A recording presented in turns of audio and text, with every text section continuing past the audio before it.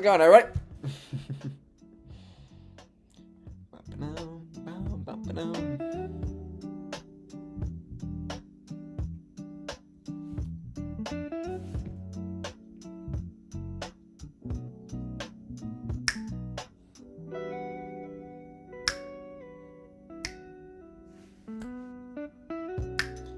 Yo, how's it going, everybody? Let's get this sorted out.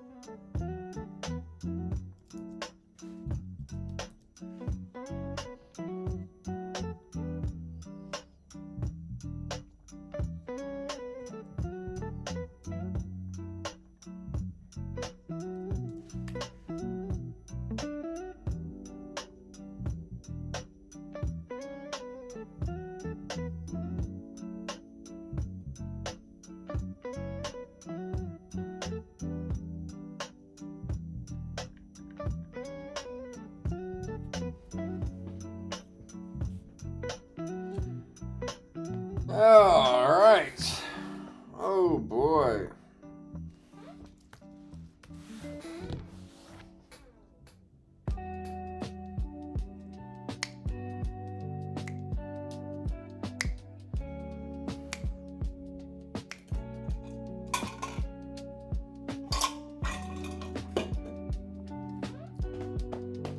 All right.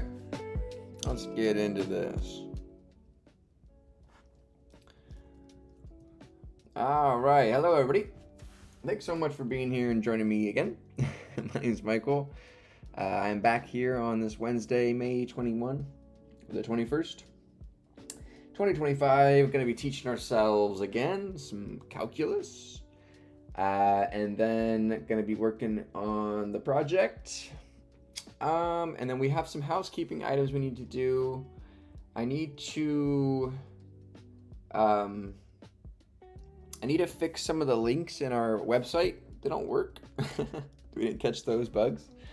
So we need to fix some of those, and then, yeah, it'll be all right. Okay, thank you guys so much for being here and joining me again. Let's go ahead and jump on in. Hello, Mr. Mahone, and hello, Mr. Alex. What's going on, you guys?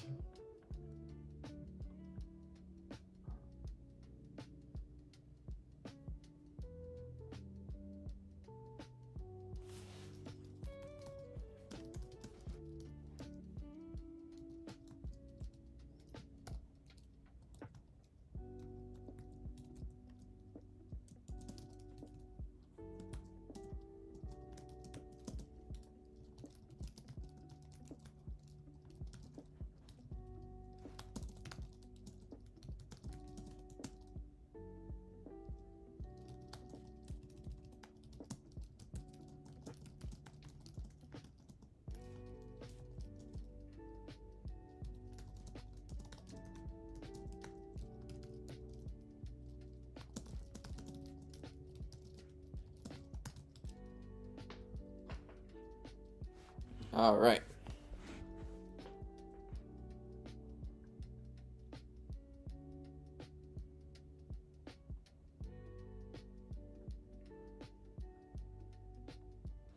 All right, you guys. Who's ready to do some learning? I'm not. I am, I don't know. I'm needing a little bit of a break. I want to take like a 2 or 3 day break, but I recharge. But you know, when they say when you feel like that, you just got to keep powering on, right? All right. Hello, Mr. Tim. Mr. Tim. Tiny Tim, as the girls say, right? Ooh, brr. Samurai says hi, man. Hello, Samurai. What's going on? How are you doing? Mahan Nah, not doing Leet. Leet's not fun. Leet's boring. Leet's just, I don't know. Build projects. SpectroSim. No vacations in the dev, yeah. Alright.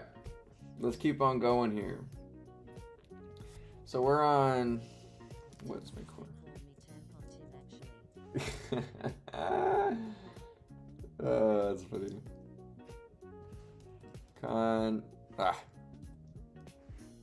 Calculus 1. Alright, we're on to our new chunk here. Sam says you like maths. Sneaky Fox says, what inspired you to learn Python? Hey, Sneaky Fox. I'm a chemist, and I wanted to get better skills at incorporating chemistry, especially with computers, mainly, and that's what sparked all of this. So we've been building some chemistry-related projects like SpectroSim that we're building right now, and the chroma plot that we built a few weeks back. So yeah, I appreciate you for being here. What's going on? So we're gonna do a couple of these chunks, probably like 3 or so blocks. I think about 3 blocks on Khan Academy Calculus 1 today, review on Calculus 1, and then we're going to shift over to SpectroSim, where, we need to do some housekeeping items. We gotta fix some bugs on our website, michaeldeming.com. Some of our links don't work, and we need to so fix that, because I'm gonna make a LinkedIn post. I'm just gonna throw the website, just be like, yo, check this out with the link. That's it. Just like, and then fade off in the background, like a fadeaway. Just like, yo, check out this link, this profile. Oh. So that's what we'll do, and then but we gotta talk about something, you guys. Dude, what is up? I asked this on my Discord. What is up with LinkedIn influencer developers? What?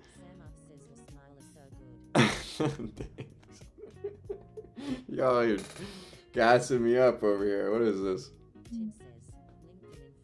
Yeah, what? Okay, so what is up with LinkedIn dev influencers? So there's this common trend I find that as soon as a developer gets a job at Fang or at any sort of like higher level tech company, they immediately become like a LinkedIn influencer. They start posting like, these are my ins and outs, these are my secrets, my tips, my, like, it's so crazy. Like, dude, I swear I've seen like, you know, I just see a ton of people do it like now. Like, it just is like on my feed all over the place. Whenever I go on there, I just can't help but laugh. And it's always the same people. They're like, it's always like the same types of posts too. Like, they always have like the square box emoji check mark for each bullet point, like they have in their tips. Nice, dude. It's so funny. I mean, and then it's like, I don't know, and then the people that like, the real funny part in my opinion is the people that comment back that are like, that kind of like, you know, I don't know. I don't want to, like, I'm not hating. This is not hating at all. I just think it's kind of funny. They comment back, like, kind of like trying to, I just feel like the comments back are just to like try to build a connection to try to maybe get a job there. Is that wrong of me to say? I don't know. I'm more of the kind of person that just, I like to be quiet and let my work do what it does. Okay. Here we go, you guys.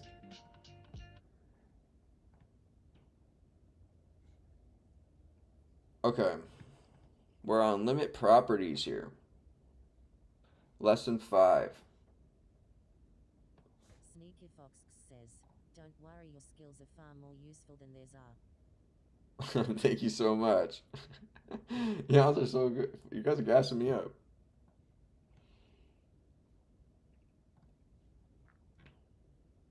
Oh, we're on lesson 4? Yeah. Okay, lesson 4. My bad. We almost skipped a lesson. What am I trying to do? What am I trying to do? Lesson 4.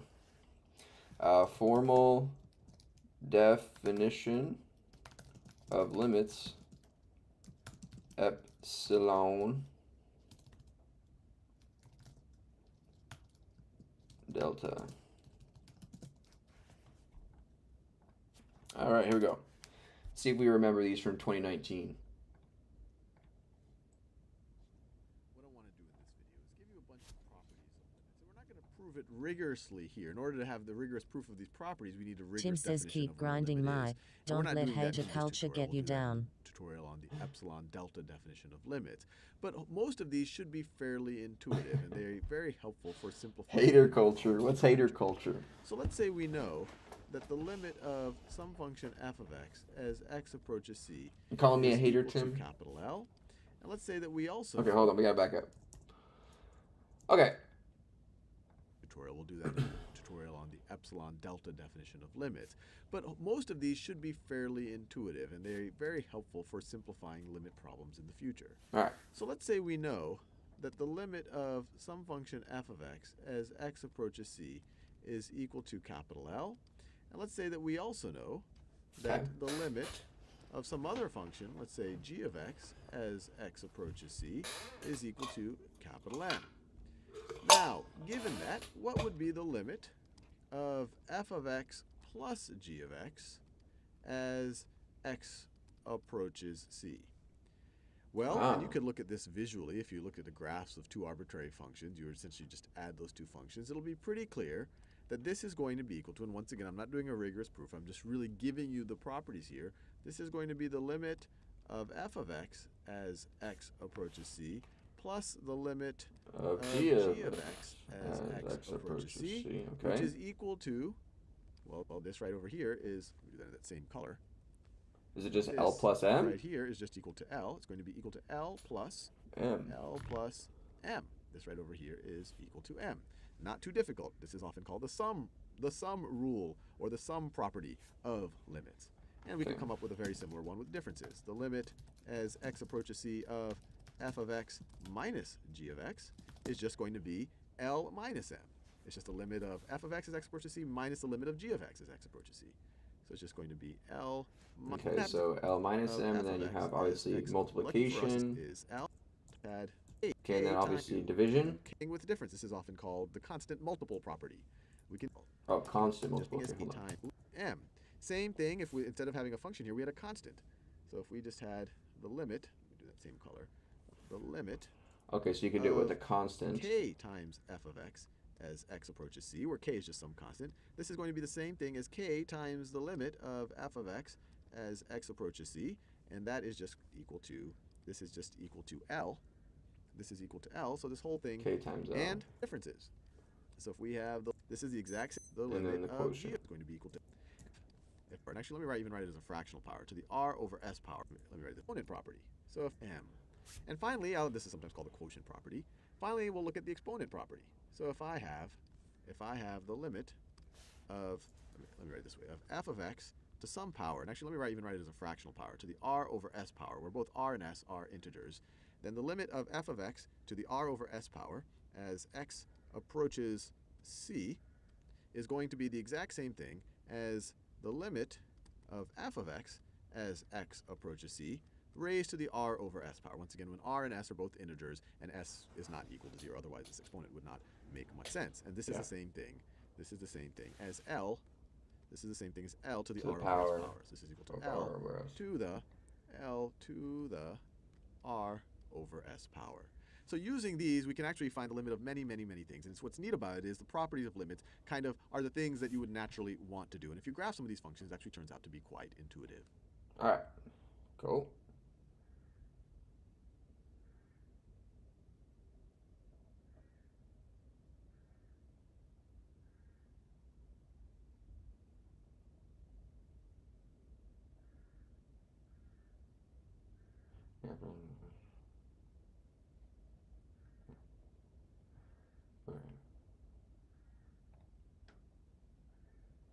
Okay, so do we need maybe some notes here. So some property, I thought they were maybe going to give us some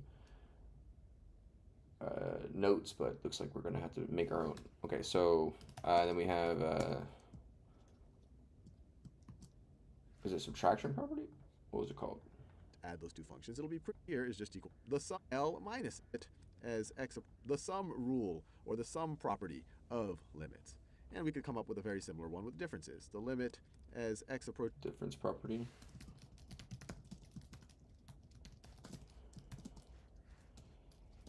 All right, and then you have the product property, and then you have the quotient property.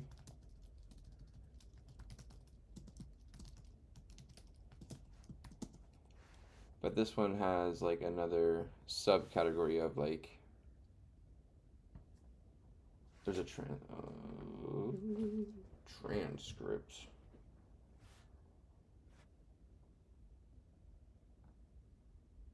Search, oh, here you go.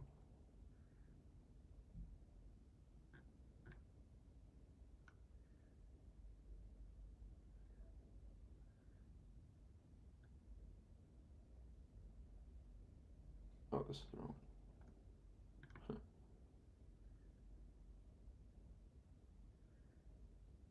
Okay, so this is, if we have just like an example limit of like,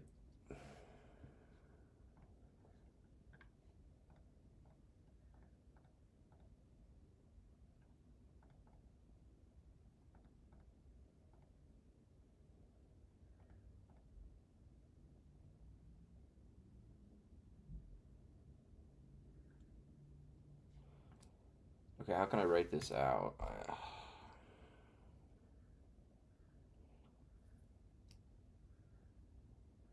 I like to take screenshots of how you had it before, but they had this one set up differently. Okay, we'll just say, so some property you can, when adding two limits together, as they approach the same, okay.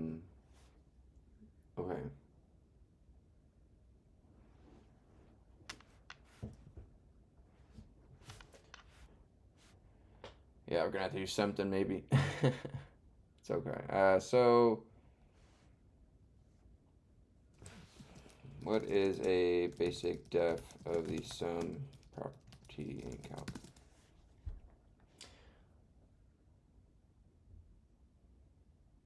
Oh, in calc.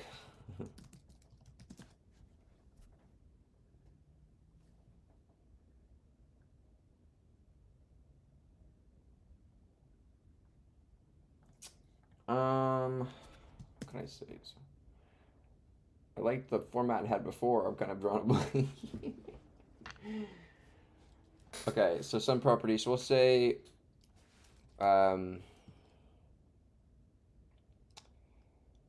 add the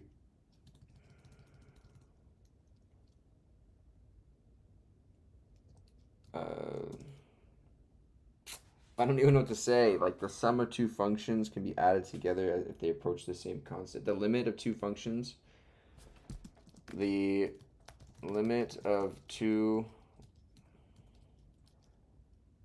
functions, two different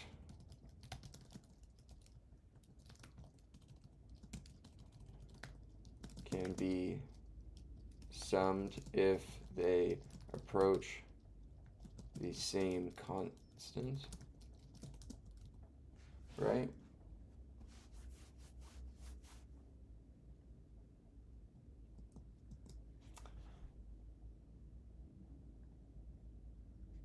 Like we'll say for limits.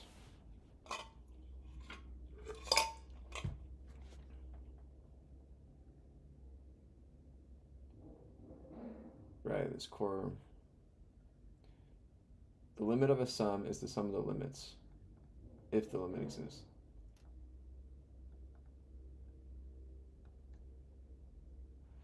This is a core rule. Let me know one example. This is my definition. We'll see what it says. You're on the right track. Here's a cleaner, more precise.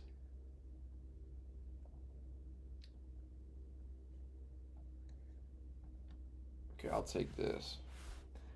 the limit of a sum equals the sum of limits as long as it exists. Right? The limit of two different functions be added together if both limits exist and approach finite values of x at the same point. Yeah, that's my def. I like that my def right there. That's my def right there. And then what I'm going to do is I'm going to take this. Ooh, no. Whoops. Skedaddle.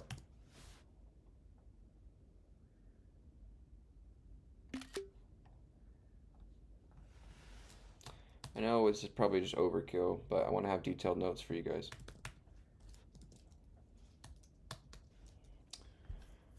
Okay, so then the difference property, the limit of two values, we'll take this. The limit of two different functions can be subtracted from one another if both limits exist and approach finite values of x at the same point. Now difference.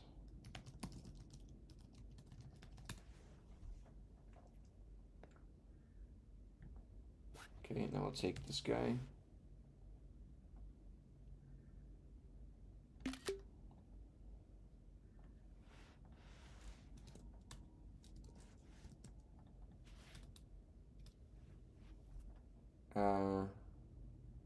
The difference. As long as both limits exist. I'm going to give it so, see here.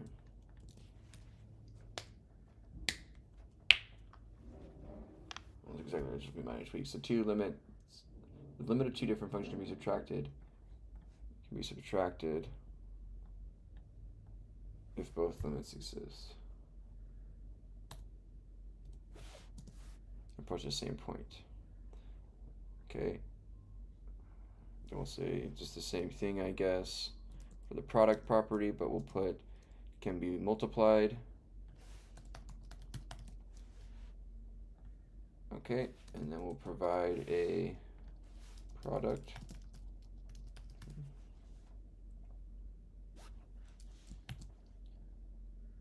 Product property now. Give me it now. And then the quotient property. Is it a quotient or division? Quotient.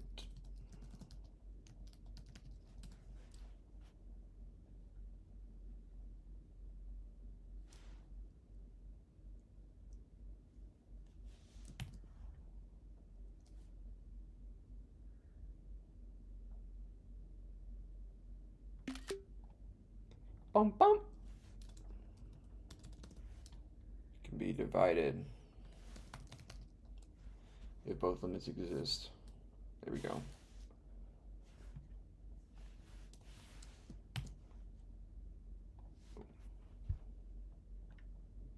Nice. That looks good. That looks real good. All right, keep going. That's easy. Easy stuff. Let's try to come up with a mathematically rigorous definition for what this statement means. The statement that the limit of f of x as x approaches c is equal to L. So let's say that this means that you can get f of x as close to L as you want. I'll put that in quotes right over here because it's kind of a little. You can get f as close to L as you want. Close as you want by getting x sufficiently close to c. So another way of saying this is if you tell me, hey, I want to get my f of x to be within 0.5 of this limit, then you're telling me if this limit is actually true, you should be able to hand me a value around c that if x is within that range, that f of x is definitely going to be as close to L as I desire. So let me draw that out to make it a little more clear, and I'm going to zoom in. I'll draw another diagram. That makes sense. Let's say that they're just is proportional. This right over here is my y-axis, and I'm going to zoom in. I'm going to draw a slightly different function just so we can really right over here. something like, but let's say our function looks something like that, and it can even have a little kink in it the way I drew it. So it is undefined when x is equal to c. So it even has a little kink in it, just like that. And we want to do is prove that the limit as x, the limit of f of x, and let me make it clear, this is the graph of y is equal to f of x. We want to get an idea for what this definition is saying if we're claiming that the limit of f of x as x approaches c is L. So conceptually, we get the gist already. We already get the gist that this right over here is L. But what is this definition saying? What's saying that you can get, so if you tell someone, I want to get f of x within a certain range of L, then if this limit is actually true, if the limit of f of x to x to is c, the limit to be in the range that's equal to L. So this right over here would be L plus 0.5, and this right over here is, and then you say, fine, I'm going to give you a range around C that if you take any x within that range, your f of x is always going to fall in this range. Eyeball it the way this function is defined. It won't be that easy for all functions, but you look at it like this, and you 0.25, and let's say that this value right over here is C plus 0.25, C plus 0.25. And so you tell them, look, as long as you get x within 0.25 of c, so as long as your x's are sitting someplace over here, the corresponding f of x is going to sit in the range that you care about. And you say, okay, that's fine, you won that round. Let me make it even tighter. Maybe instead of saying within 0.5, I want to get within 0.05. And then you'd have to exercise again and find another range. And in order for this to be true, you'd have to be able to do this for any range that they give you. For any range around L that they give you, you have to be able to get f of x within that range by finding a range around C that as long as x is that range around C, f of x is going to sit within that range. Okay. So I'll let you think about that a little bit. There's a lot to think about, but hopefully this made sense. We did it. All right, pretty easy, not too bad. That doesn't, okay, so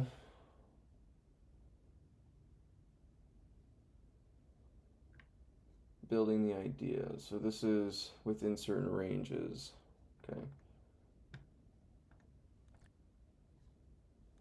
In the last video, we tried to come up with a somewhat rigorous definition of what a limit is, where we say, when you say that the limit of f of x as x approaches c is equal to L, you're really saying, and this is a somewhat rigorous definition, that you can get f of x as close as you want to L by making x sufficiently close to c. So let's see if we can put a little bit meat on it. So instead of saying as close as you want, let's call that some positive number epsilon. So I'm just going to use the Greek letter epsilon right over there. So it really turns into a game. So you tell me how close you want. So this is the game. You tell me how close you want f of x to be to L. And you do this by giving me a positive number that we call epsilon, which is really how close you want it. You want f of x to be to L. So you give a positive number epsilon. And epsilon is how close do you want to be? How close? So for example, if epsilon is 0.01, that says that you want f of x to be within 0.01 of epsilon. And so what I then do is I say, well, okay, you've given me that epsilon. I'm going to find you. I will find you another number, find another positive number, another number which we'll call delta, the lowercase delta, the Greek letter delta, such that, so I'll say where, if x is within delta of c, then f of x will be within epsilon of our limit. So let's see if these are really saying the same thing. In this yellow definition right over here, we said you can get f of x as close as you want to L by making x sufficiently close to c. This second definition, which I kind of made as a little bit more of a game, is doing the same thing. Someone is saying how close they want f of x to be to L, and the burden is then to find a delta, where as long as x is within delta of c, then f of x will be within epsilon of the limit. So that is doing it. It's saying, look, if we were constraining x in such a way that if x is in that range to c, then f of x will be as close as you want. So let's make this a little bit clearer by diagramming right over here. You show up and you say, well, I want f of x to be within epsilon of our limit. So this right over here, this point right over here is our limit plus epsilon, and this right over here might be our limit minus. This right over here is the limit minus epsilon. And you say, okay, sure. I think I can get your f of x within this range of our limit, and I can do that by defining a range around C. And Of delta. really, I could visually look at this boundary, but I could even go narrower than that boundary. I can go right over here. It says, okay, I meet your challenge. I will find another number, delta. So this right over here is C plus delta. This right over here is C minus, let me write this down, is C minus delta. So I'll find you some delta so that if you take any x in the range C minus delta to C plus delta, and maybe the function is not even defined at C, so we think of ones that maybe aren't C but are getting very close. If you find any x in that range, f of those x's are going to be as close as you want to your limit. They're going to be within the range L plus epsilon or L minus epsilon. So what's another way of saying this? Another way of saying this is you give me an epsilon, then I will find you a delta. So let me write this in a little bit more math notation. So I'll write the same exact statements with a little mathier, but it's the exact same thing. So or let me write it this way, given an epsilon greater than 0, we can find, so that's kind of the first part of the game, we can find a delta greater than 0 such that if x is within delta of C. So what's another way of saying that x is within delta of C? Well, one way you could say, well, what's the distance between x and C is going to be less than delta. This statement is true for any x that's within delta of C. The difference between the two is going to be less than delta. So that if you pick an x that is in this range between C minus delta and C plus delta, and these are the x's that satisfy that right over here, then, and I'll do this in a new color, then the distance between your f of x and your limit, and this is just the distance between the f of x and the limit, it's going to be less than epsilon. So all this is saying is if the limit truly does exist, it truly is L, is if you give me any positive number epsilon, it could be a super, super small one, we can find a delta. So we can define a range around C so that if we take any x value that is within delta of C, that's all this statement is saying, that the distance between x and C is less than delta, so it's within delta of C, so that's at these points right over here, that f of those x's, that the function evaluated at those x's is going to be within the range that you are specifying. It's going to be within epsilon of our limit. The f of x, the difference between f of x and your limit will be less than epsilon. Your f of x is going to sit someplace over there. So that's all the epsilon delta definition is telling us. In the next video, we will prove that a limit exists by using this definition of limits. All right. Okay, so then we have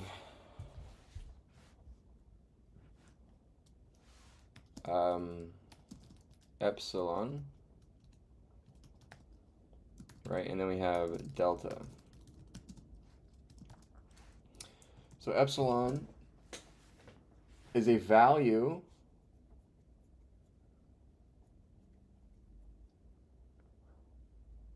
applied to the limit, right? Epsilon is a value applied to the limit where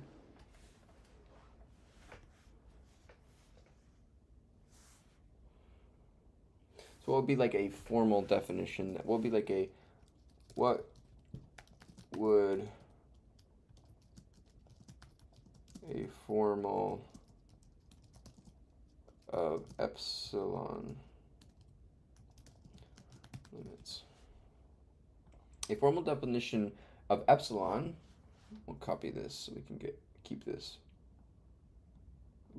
Come on, give me you.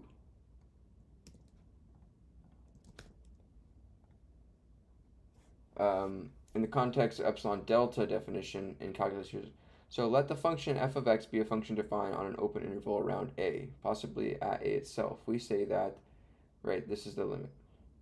If for every epsilon greater than or equal to 0, there exists a delta that is greater than or equal to 0 such that, so it's just what he wrote here, the difference of x and L, the absolute value, right, the difference of that will always be between 0 and x. So epsilon represents how close f of x is to the limit.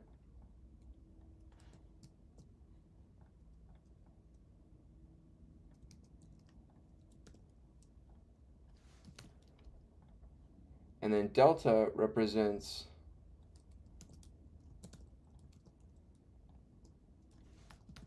how close x must be to a, but not be to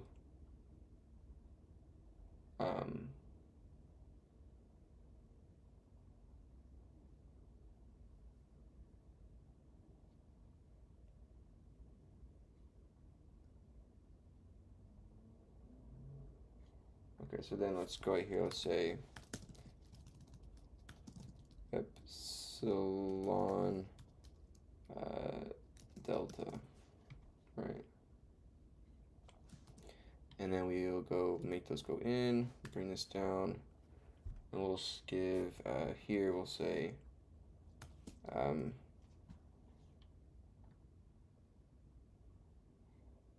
let's just give this example here.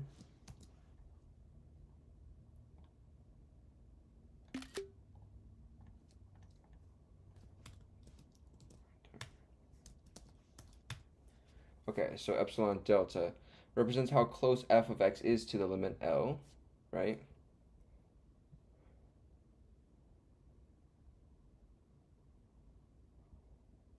For every, okay. So then what I'm going to do is I'm also going to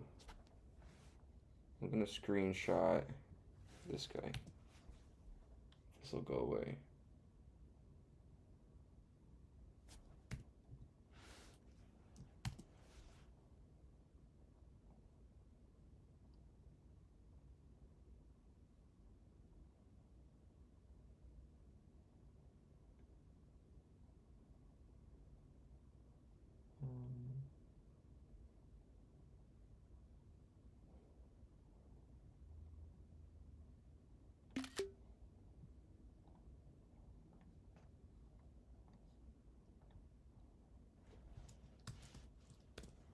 Like so.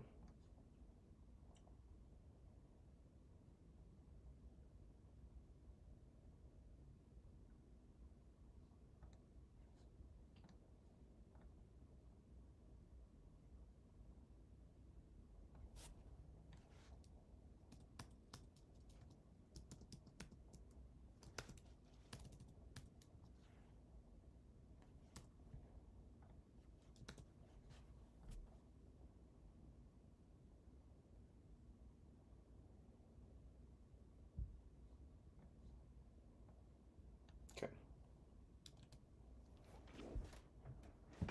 Yeah, delta must be within the range of epsilon, as epsilon is the limit boundary. Yeah, basically, yeah. So you apply a boundary, like a bound, to the limit, and then you, for given any x value that lands into there within that boundary, you can go beyond. You have a delta then, which is the maximum x values that can be applied, or whatever, like constant value applied to go from c to that x value. So the difference of c to that c plus that new x value, or c plus delta, right? So you're solving for c plus some value equals to c prime, and so you're solving for the some value.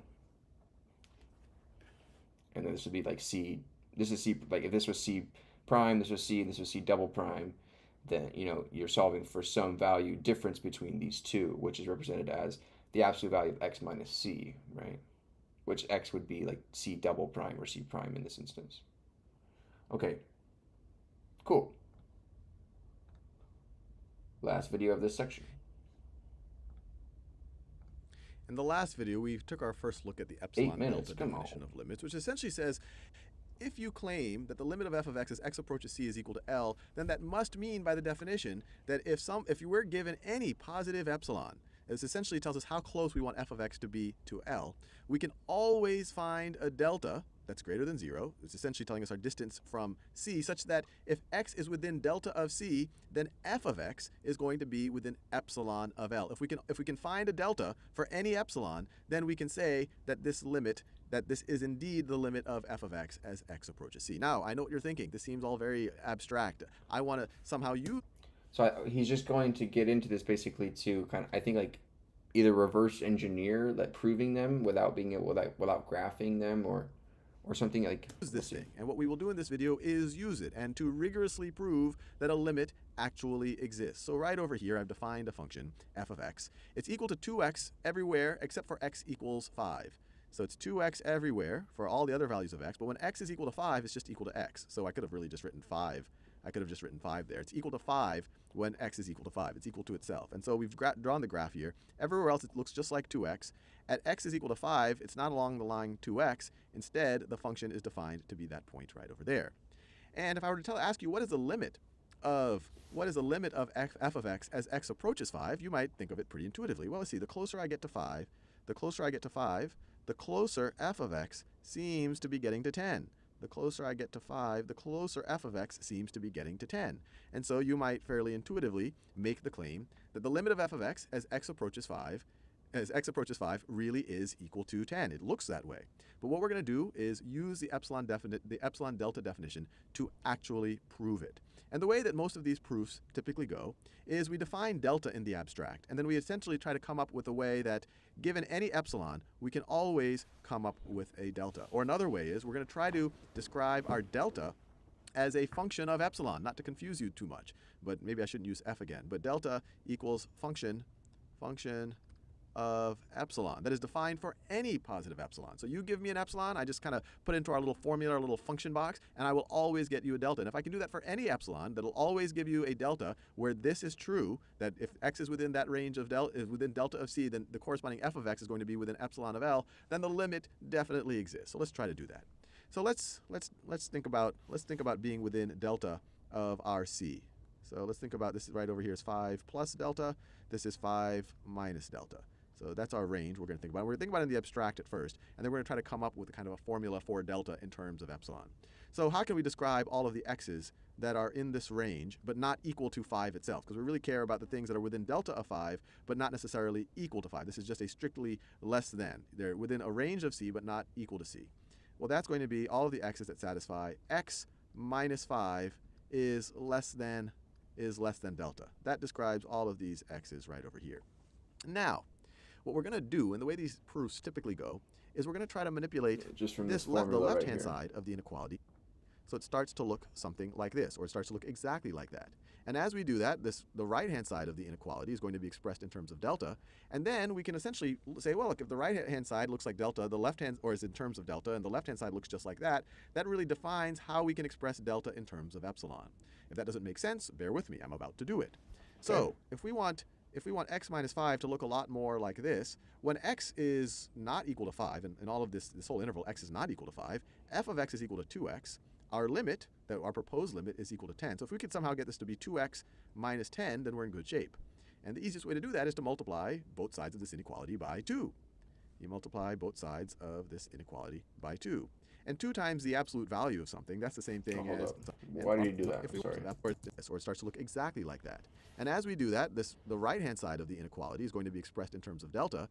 And then we can essentially say, well, look, if the right-hand side looks like delta, the left-hand, or is in terms of delta, and the left-hand side looks just like that, that really defines how we can express delta in terms of epsilon.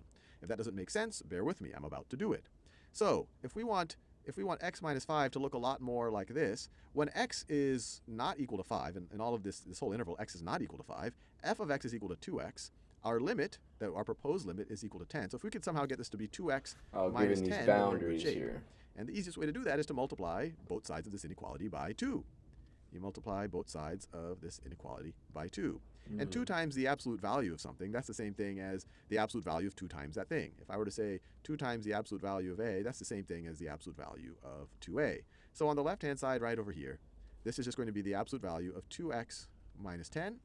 And it's going to be less than on the right-hand side. You just end up with a 2 delta. Now, what do we have here on the left-hand side? Well, this is f of x as long as x does not equal 5, and this is our limit. So we can rewrite this as f of x minus L is less than 2 delta, and this is for x does not equal 5. This is f of x. This literally is our limit. Now, this is interesting. This statement right over here is almost exactly what we want right over here, except the right sides are different. This has in terms of epsilon, this has it in terms of delta. So how can we define delta so that we can so that 2 delta is essentially going to be epsilon? Well, this is our chance. We will just define, we will make we will make, and this is where we're defining delta as a function of epsilon, we're going to make 2 delta equal epsilon, or if you divide both sides by 2, we're going to make delta equal to epsilon over 2. So if you make delta equal epsilon over 2, so if you make, let me switch colors just to ease the monotony. If you make delta equal epsilon over 2, then this statement right over here becomes the absolute value of f of x minus L is less than, instead of 2 delta, it'll be less than 2 times epsilon over 2 is just going to be less than epsilon. So this is the key. If someone gives you any positive number epsilon for this function, as long as you make delta equal epsilon over 2, then so like satisfying when it all resolves back range, out, like right there. The corresponding f of x is going to be within epsilon of our limit. So this tells you, say the epsilons, and remember it has to be true for any positive epsilon, but you could see how the game could go. If someone gives you the epsilon, let's say they want to be within 0.5 of our limit. So our limit is up here, so our epsilon is 0.5, so it would literally be the range. I want to be between 10 plus 10. epsilon would be 10.5, and then 10 minus epsilon would be 9.5. Well, we just came up with a formula. We just have to make delta equal to epsilon over 2, which is equal to 0.25. So that'll give us a range between 4.75, and 5.25. And as long as we pick an x between 4.75 and 5.25, then the corresponding f of x, but not x equals 5, the corresponding f of x will be between 9.5 and 10.5.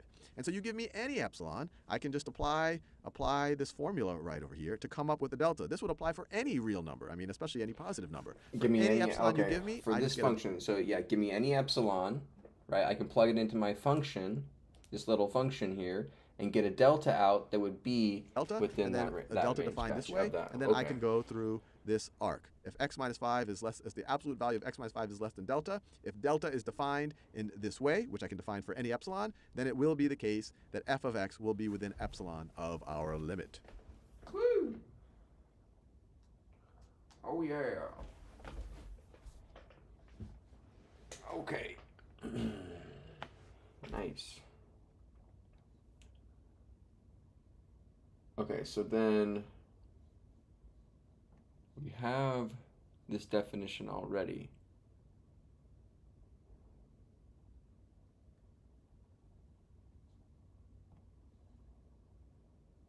So this was kind of like an example, right?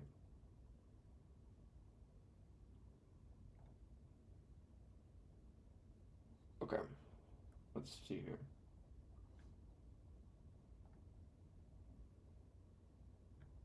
Oh boy, starting to ramp up quick here.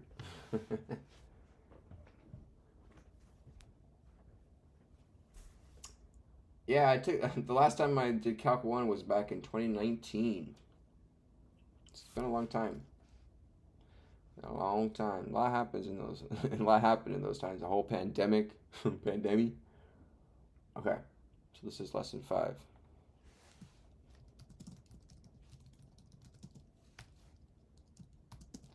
Properties of limits.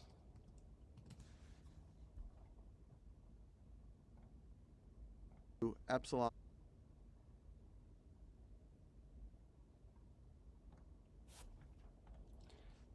Yeah, obviously. Let's see if we can find the limit as x approaches -1 of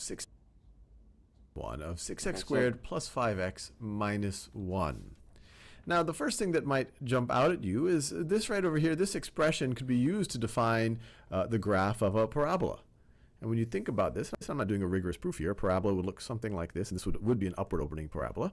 Looks something like this. It is this graph visually is continuous. You don't see any jumps or gaps. There is a formula, dude. We were showed it right here. This relationship between epsilon and delta.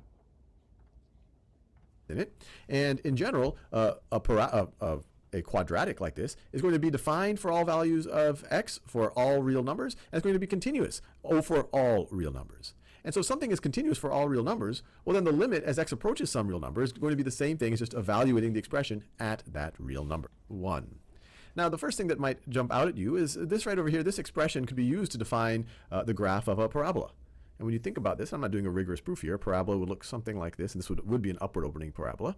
Looks something like this. It is this graph visually is continuous. You don't see any jumps or gaps in it. And in general, a a quadratic like this is going to be defined for all values of x Come on, for man. all You can real infer numbers, what he and meant. it's going to be continuous for all real numbers. And so something is continuous for all real numbers, well then the limit as x approaches some real number is going to be the same thing as just evaluating the expression at that real number. So what am I saying? I'm just going to say it another way. We know that some function is continuous at some x value, at x equals a, if and only if, all right, that is if and only if the limit as x approaches a of f of x is equal to f of a. So I didn't do a rigorous proof here, but just it's conceptually not a big jump to say, okay, well, this is just a standard quadratic right over here. It's defined for all real numbers, and in fact, it's continuous for all real numbers. And so we know that this expression, it could define a continuous function. So that means that the limit as x approaches a for this expression is just the same thing as evaluating this expression at a. And in this case, our a is -1. So all I have to do is evaluate this at -1. This is going to be 6 times -1 squared plus 5 times -1 minus 1. So that's just 1. This is -5. So it's 6 minus 5. Dude, Mahan, sometimes you're kind of a know-it-all, dude. What he meant, he was talking about the definition. You can infer by the only thing that he was mentioning in this lecture was this. So you can use your brain and infer that that's what he was talking about. Don't need to constantly correct people for things that they don't need to be corrected about in chat and stuff. Minus 1, which is equal to 0. And we are done. All right. If your parabola would look something like this, and this would be an upward opening parabola, looks something like this. It is this graph visually is continuous. You don't see any jumps or gaps in it. And in general, a quadratic like this is going to be defined for all values of x for all real numbers, and it's going to be continuous for all real numbers. And so something is continuous for all real numbers, well then the limit as x approaches some real number is going to be the same thing as just evaluating the expression at that real number. So what am I saying? I'm just going to say it another way. We know that some function is continuous at some x value, at x equals a, if and only if, all right, that is if and only if the limit as x approaches a of f of x is equal to f of a. Okay. So a function is continuous. A function is continuous at x equals a if and only if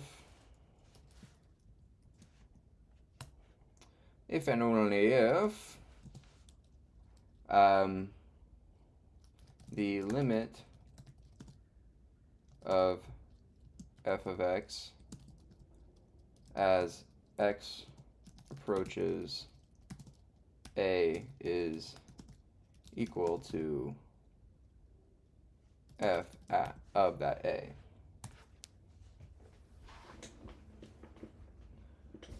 All right, cool. How's that sound, Mr. Sneaky Fox?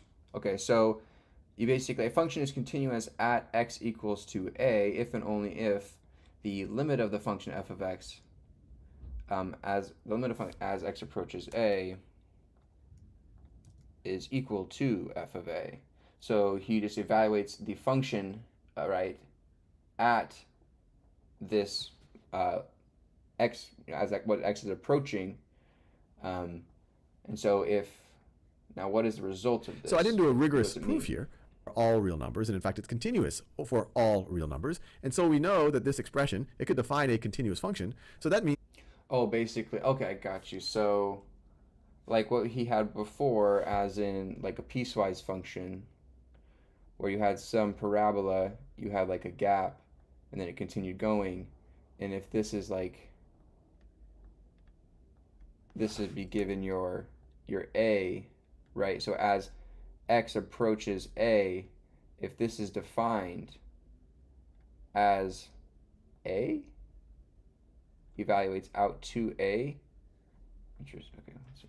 Is that the limit as x approaches a for this expression is just the same thing as evaluating this expression at a. And in this case, our a is -1. So all I have to do is evaluate this at -1. This is going to be 6 times -1 squared plus 5 times -1 minus 1.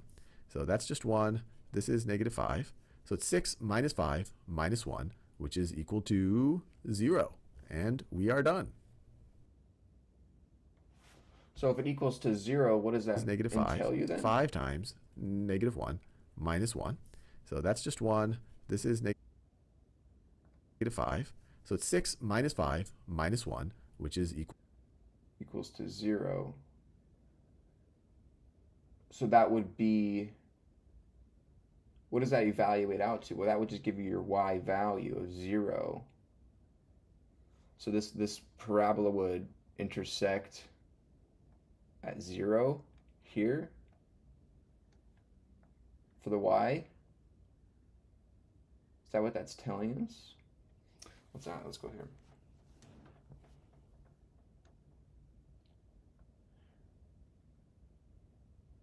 What's going on, dude? So then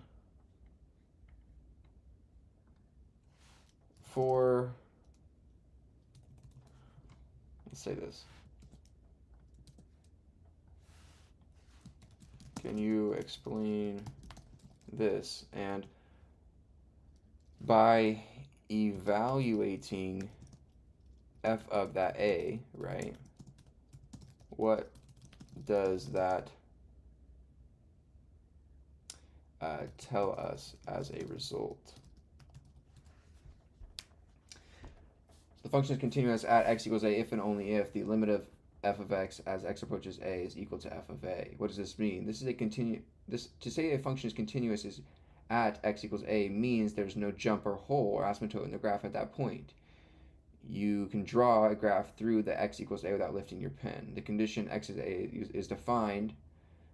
The function has a value at x equals a. Okay, got you.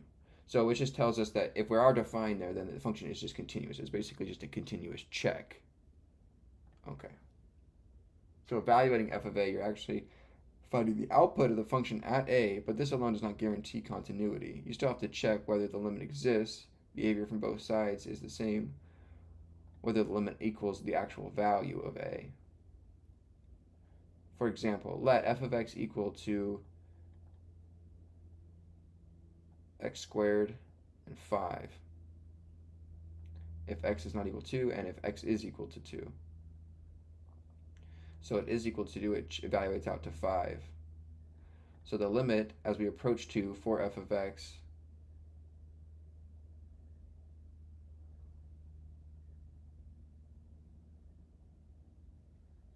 interesting.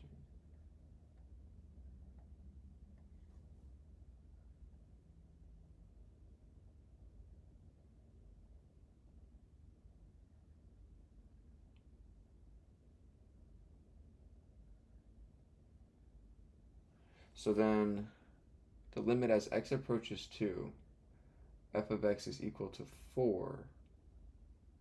Since 4x does not equal 2, okay, since it does not equal 2, it's x squared.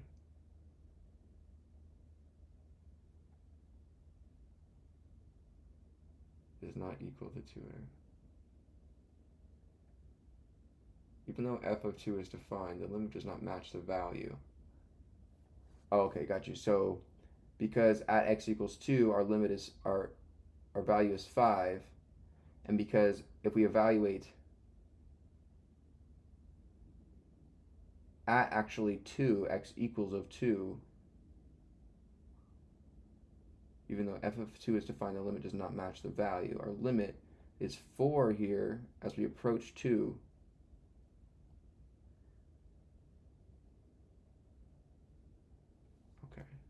Evaluating f of a tells you the function's actual value at that point, but to confirm continuity, you also need to ensure the limit exists and matches that value. Interesting. How long have we been doing this for today? An hour? All right. That's enough for today on calc. All right.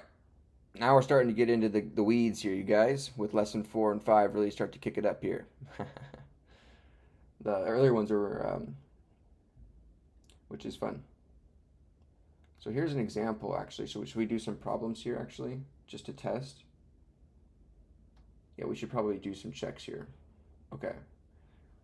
So, right, we're evaluating this. Limits by direct substitution. So this is lesson, oh, wait, did I skip a thing? Oh, whoops.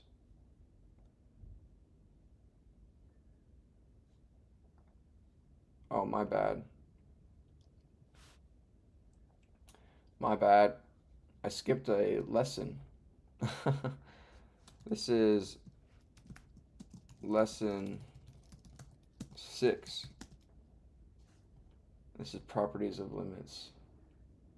It's 5. Oh, whoops. What I want Wait, did I not? to do in this x approaches c calculations, it'll be right here. Just c k times. Did we not do these already?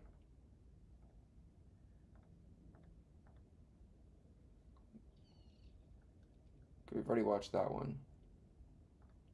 Let's find the limit of f of x times h of x as x approaches z. Oh, my bad, you guys. I trolled.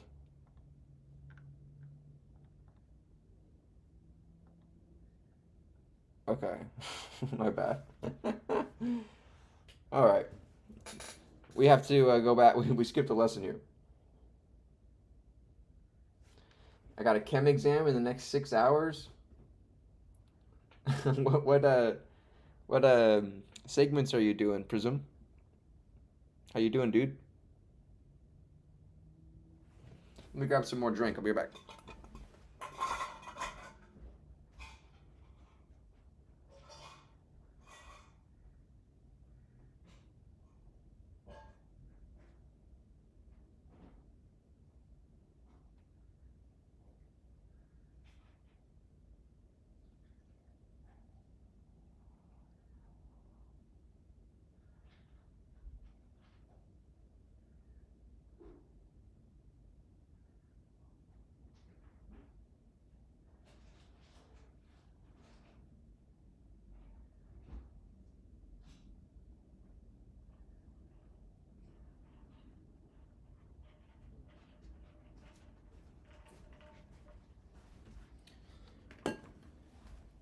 Ugh. Andre! We haven't applied anywhere, dude. How's it going, Andre?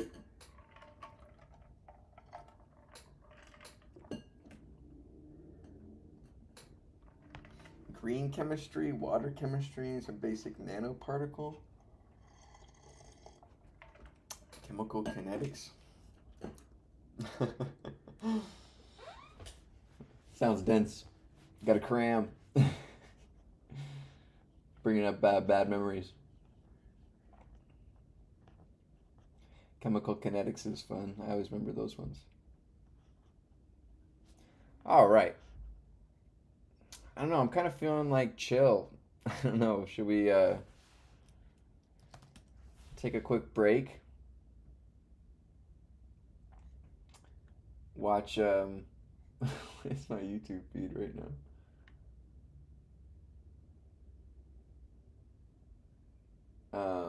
Should we choose a watch like a video or something just to break it up?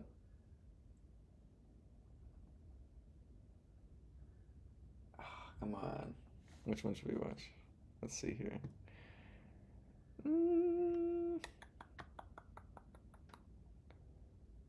Let's see here.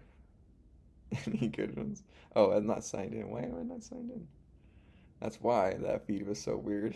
It's like, what is my feed right now? It's like nothing to do with me. Um,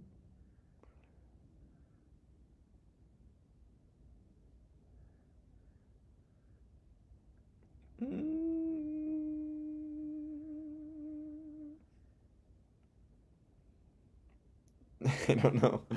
There's something we should watch here for fun. Something not too long.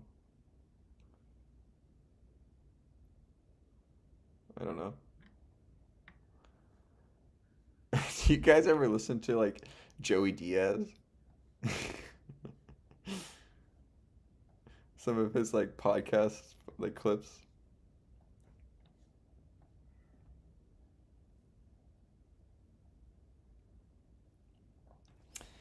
Yo, my calc final tomorrow. Wish me luck. Magna, which calc you taking? How's it going, dude? Welcome back in, my friend. Pretty good. What's going on with you? Just hanging out. What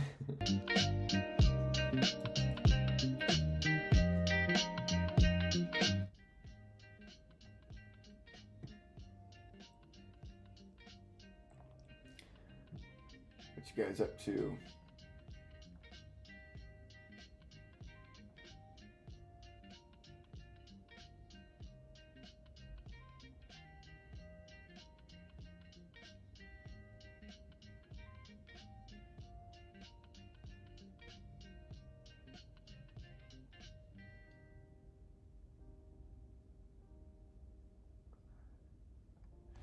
All right.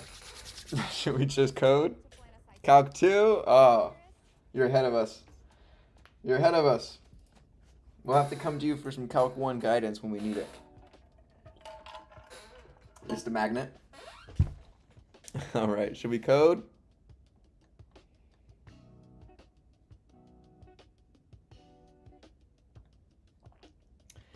Or should we do, I kind of want to, I don't know. I'm feeling inspired to try to solve one of these stupid freaking problems. I'm feeling inspired. Why did it sign me out of everything? All right, I'm not gonna spend more than like 20 minutes on a problem though. I'm not gonna kill myself over it. All right, let's find one.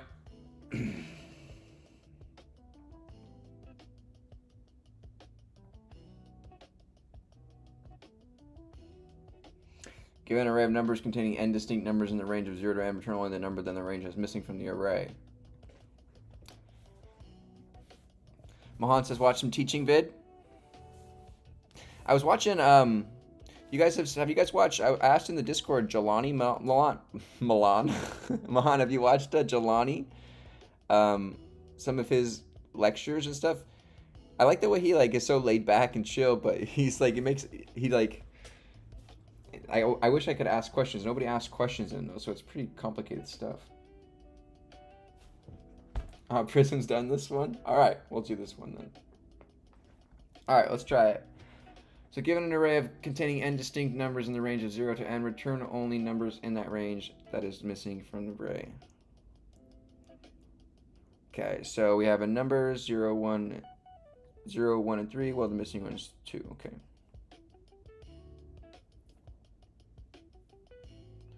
Okay, so the key, so if we iterate over, we can gauge it in a collection of what is there. So the thing is we need to, rather than keeping reference of memory of each number, we could instead sum as we go by keeping track of the max and then finding the difference between, right, because the sum of a value just up to itself is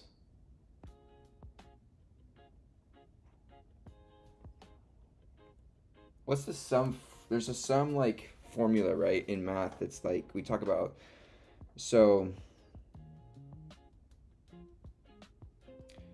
right, I'm thinking that we could keep track of the largest integer we find, right? Oh, containing n distinct numbers.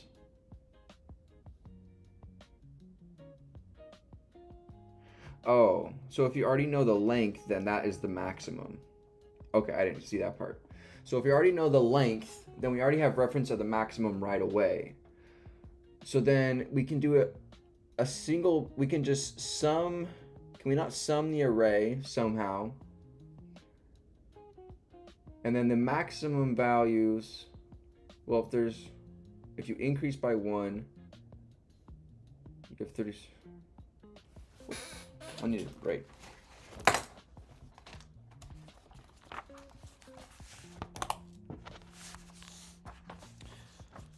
Okay, so, right, if you have like, you start on 0. Okay, your 0 index. So if you have, let's say, 5 and you're missing the fourth number 4, so 0, 1, 2, 3, and 5. You can take length of the array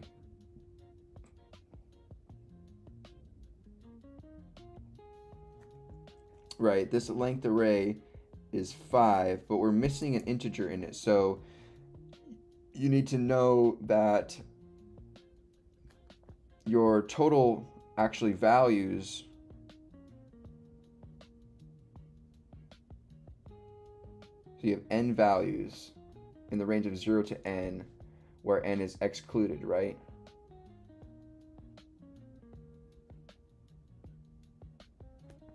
So that being said,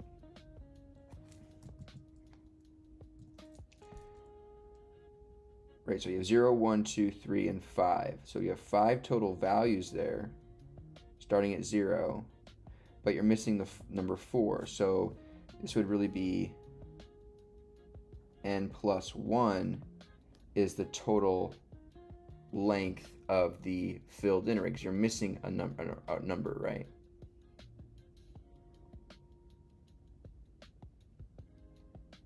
Containing n distinct numbers and 1 that's missing.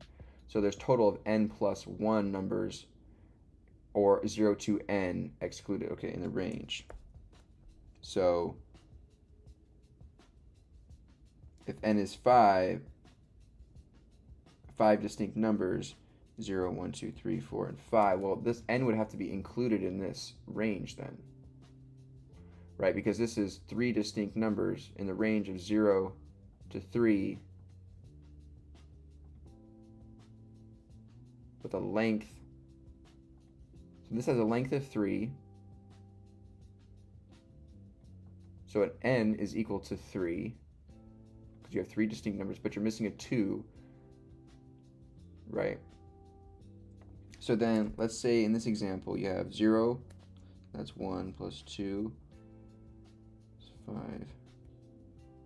3 plus 3 plus 5 plus 6 plus 11. So you have a total of 11. So the sum of the entire array in the example of 5 is 11, right? So if you sum the array,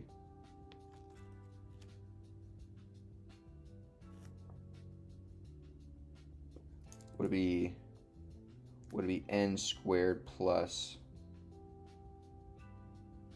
not n squared, it would be 2n plus 1, at least for that example. Now let's try with like this guy. So you add these, you have 0, or hold on, so the maximum you would be able to have would be 15, right? Let's say you have the array. I'll write this here for you guys.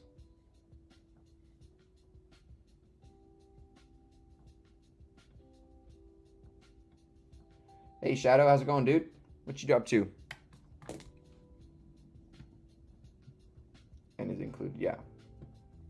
Sorry, I'm seeing like a range object. I'm trying to wrap my head around this problem, the wording first before I kind of get into the code, because this range was kind of throwing me off.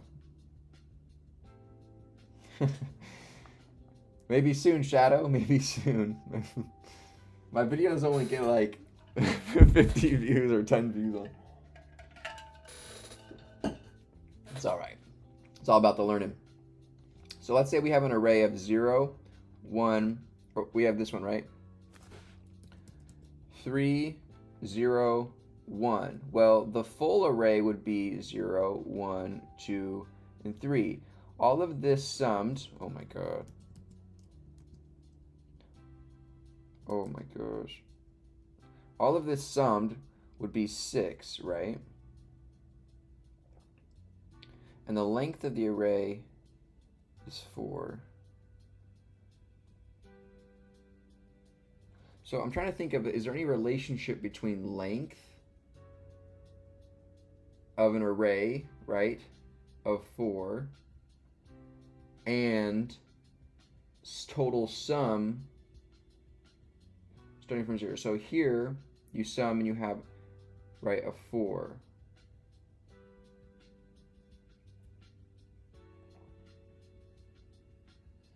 Let me think here.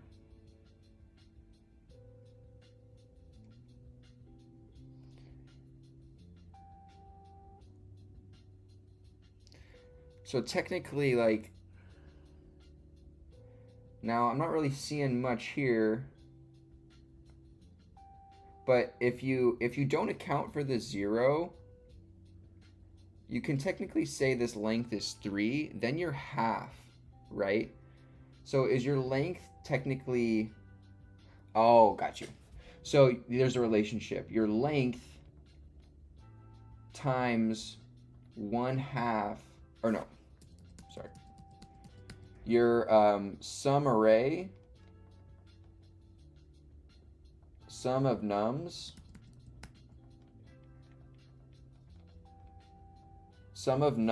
right?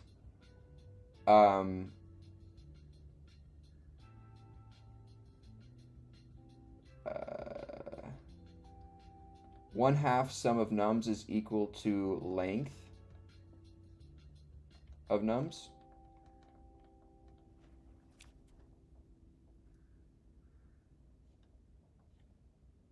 Okay, potentially. So if we say, if right off the bat, we take the length of nums, right, this is going to be equal to n. Let's think here. So the length is equal to n. And then we say,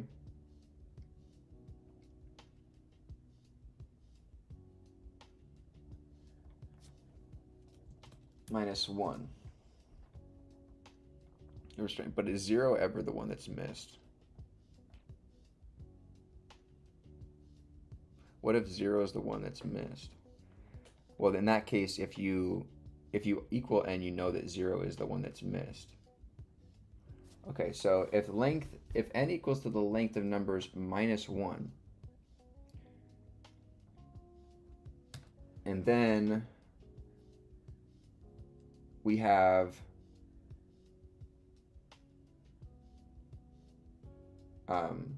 sorry.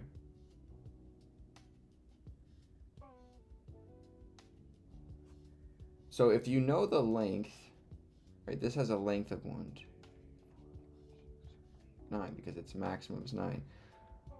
So the length of numbers, so this is going to be max. Maximum is equal to the length of the nums list. Then we have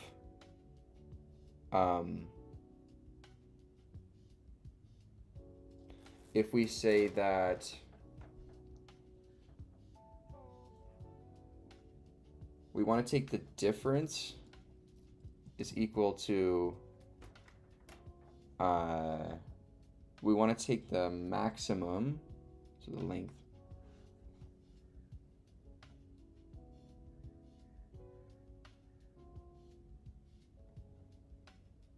hold on, 9. If I have 9 here, my sum, my maximum is 9. So in this example, let me look at this bigger example here. So I have 9, and then I'm missing 8. So let me write this down here. So we have the values of 0, 1, 2, 3, 4, 5, 6, 7, and 9.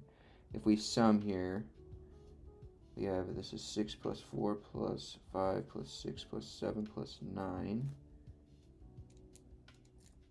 10 plus 5 plus 6 plus 7.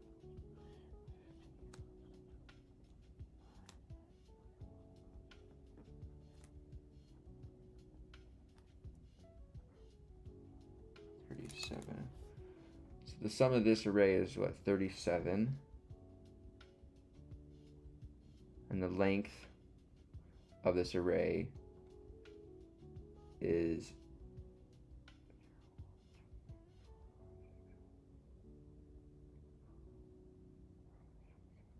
9. But we're missing a digit in it.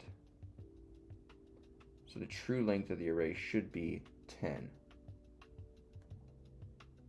So the true length, so we say true length is equal to maximum plus 1.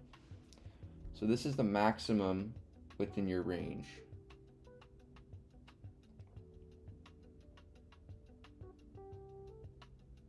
So I mean, we could create the range off the maximum and save it into memory, and then check if value in range, then then continue, and if it's not, then return that value.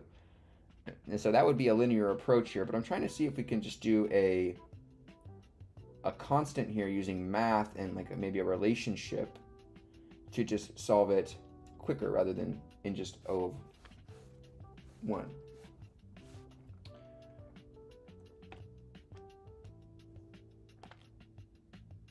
So I'm trying to figure out if there's a relationship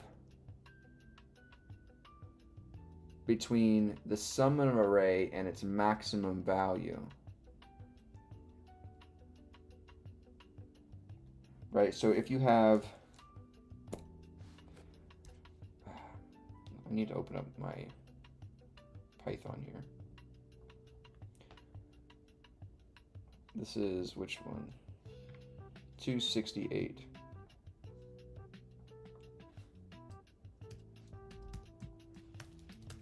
Okay. So if I say, right, we have a range, okay, we have, and let's just do this, right? Valve of 0 to, we have 9, so 10. Okay. This is going to be nums. Complete, like complete. Right, so we have 0 through 9 complete. So now, if I print the sum nums complete, right, I get 45. Okay. So 45 is the sum, and so then if I remove the 8 out of there, I just get 37. So if we can figure out a relationship between the maximum and the difference between the sum of the numbers, then we can maybe solve for 8 itself. So let's say we have, if we're trying to solve for x, which is 8, given the values, the current sum we have of 30, we have 37 as our current sum. We know we have a max of 9.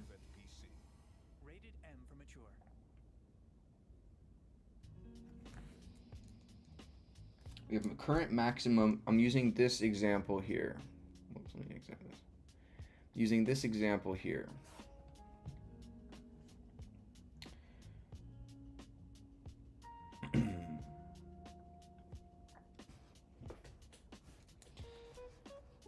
So we have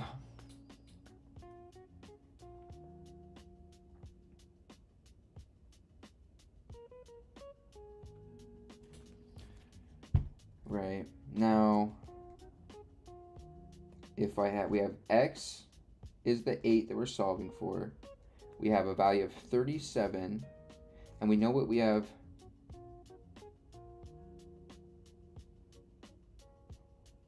X is 45.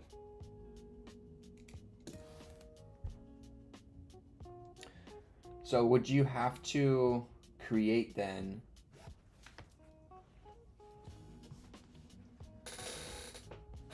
right, I don't want to create another thing in memory though. Like I don't want to have to create another, like a range object in memory and then take the difference of the sum of the range object. That's just O of n plus n. Is there a way to just have this be constant just by knowing these the relationship. Let's think about this. LeetCode likes to do these little math tricks on you.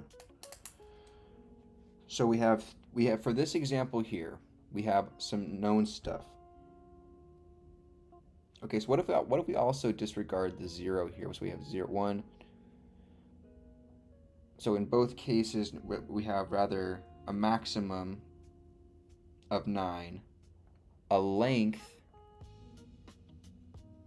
less the 0,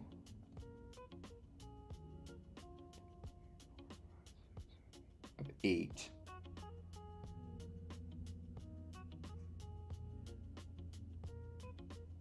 Which coincidentally is the value we're looking for, but it doesn't have anything to do with this. So the true length of this array is 8, and the maximum of it is 9.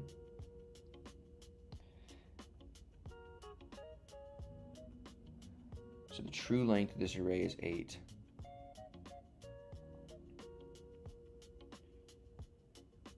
Times 9 would be 72.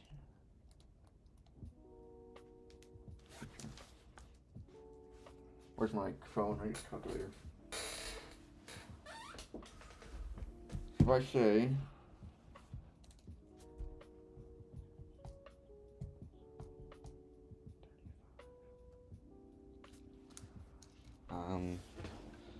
less, so I say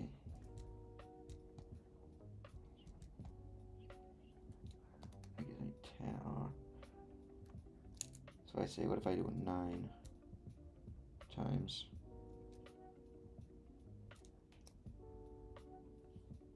9 times the original length, 81, 36,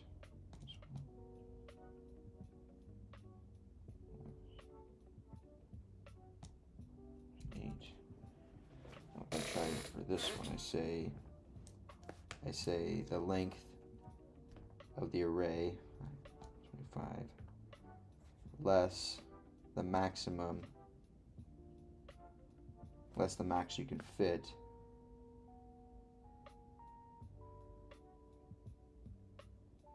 in the total.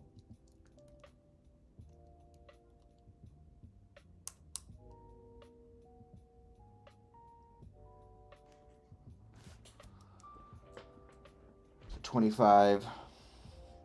So if I say, for this example of the 5 up here, or no, it's not in here, of 0, 1, 2, 3, and 5, if I take 5 squared, give me 25, I take less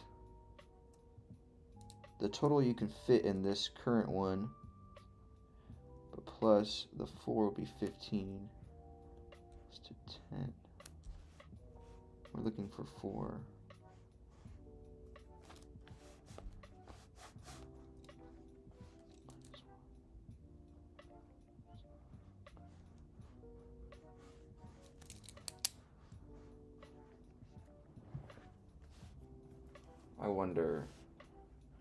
I wonder.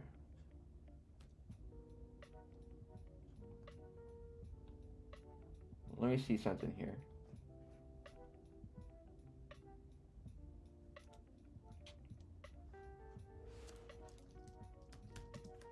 Return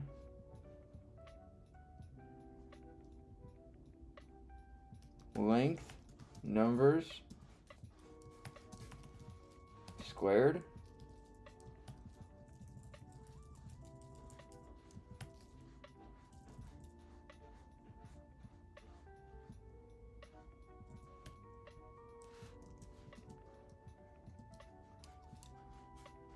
length and numbers squared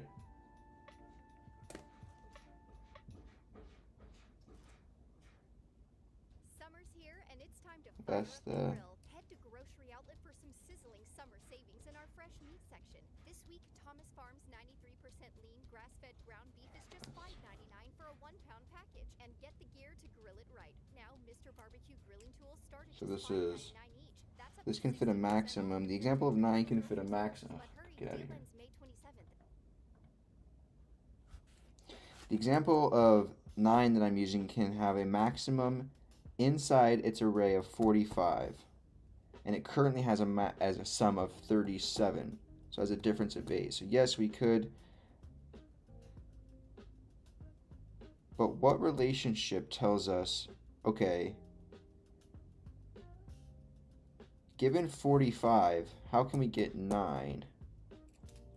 So if I say 45, 9, well, obviously there's a factor of 5 in there, or somewhere. So 9 times 5 is 45, which is half.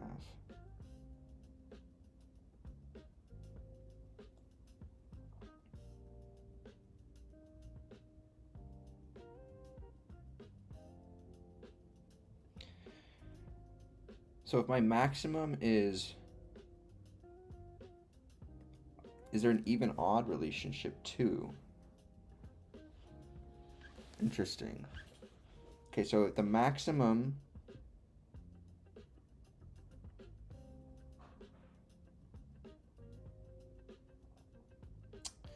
in this example is 9. We want to, if we square that to 81, so 9 times 9 is 81, right? If we subtract from that the current sum of the array, which is 37, that gives us 20, and then add 1 to that, that gives us to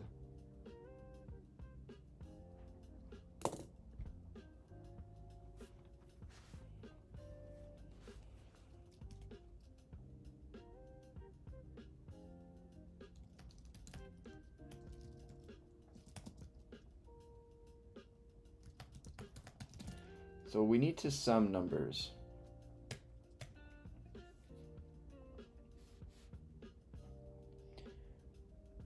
Now, if we sum numbers,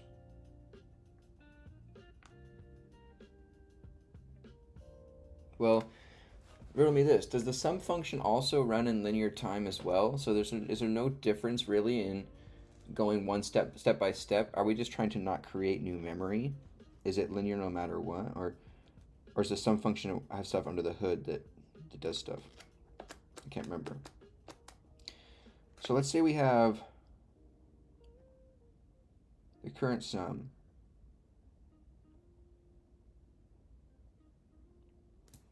And then the max sum is equal to the length of numbers. So the max sum is equal to the length of numbers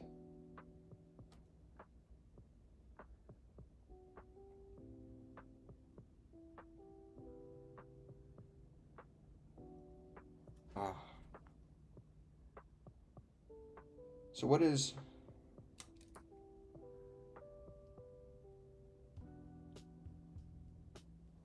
let me go open up my Python here. So we have a range of 0 to 9. And then let's do nums partial. We'll do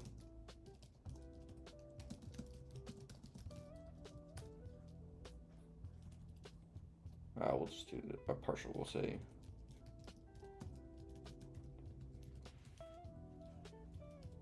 Right.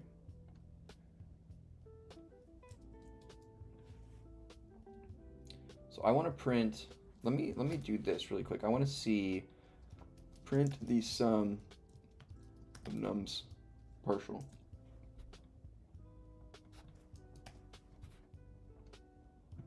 So 36 and 45. So obviously, and then we're missing the 9. Okay, that says just a difference of 9 there. So then 36 and 45.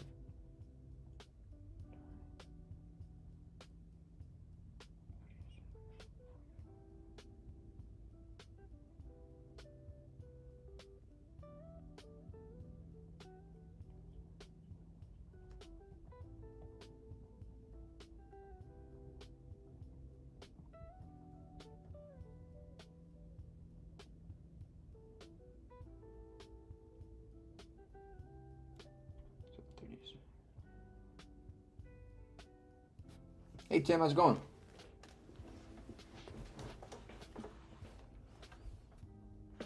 Ooh, whoops. All right, let's keep working here. Mr. Tim.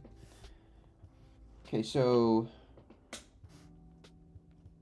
I'm trying to figure out the math relationship without having to save stuff into memory. Okay, so if we have an array of 0 through 9, and we have an array of 0 through 8, right? We have 36 and 45. So 9 and 36. So it's equal to 4.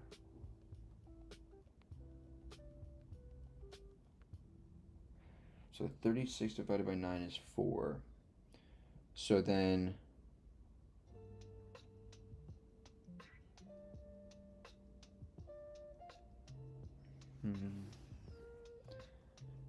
I have -1. So right now I'm currently getting the ability to, if I take, in my example for my array of 9, if I take the maximum value I have in my array, or the length, which it is, right? 9 squared gives me to 81. If I less the current sum, which is 37, that gives me to 44. And then I add 1, that gives me to 45. And I less the 37 to give me 8. Right? And so if I do, that also works for the example of 5. That's what I was currently able to do. So if I do 9 squared, give me 81, less the current sum of nums, which is 37, gives me to, and then add 1 to that. So if I go current sum maximum is equal to the length of numbers. So if I say maximum squared plus 1 minus current sum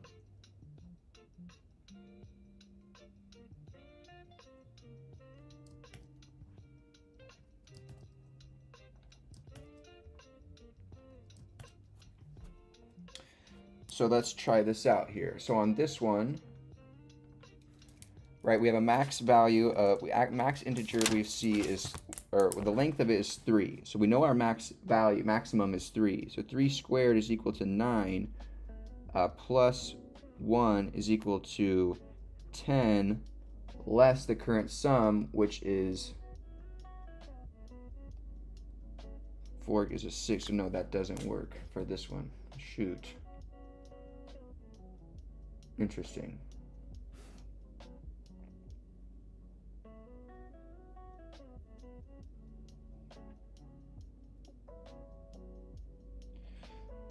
So if I go, let me go back to my relationship here. If I have 37 times 2 is equal to 74.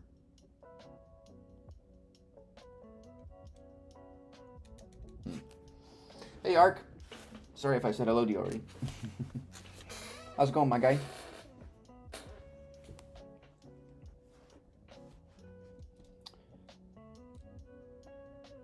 So we know we have 5.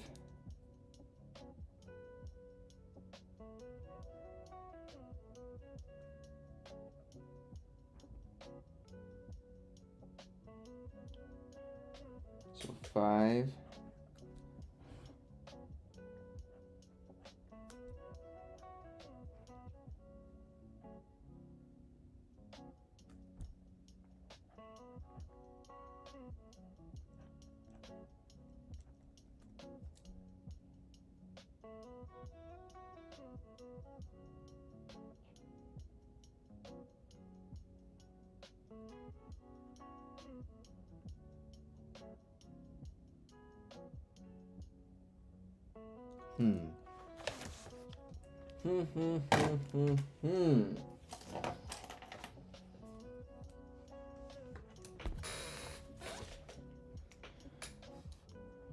So if I say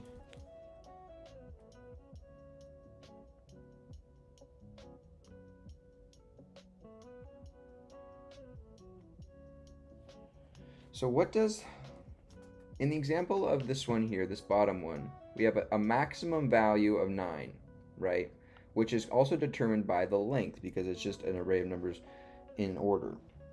Not in order, but just, you know, incrementing by 1 each time with a number missing in between somewhere. Now, if we have 9,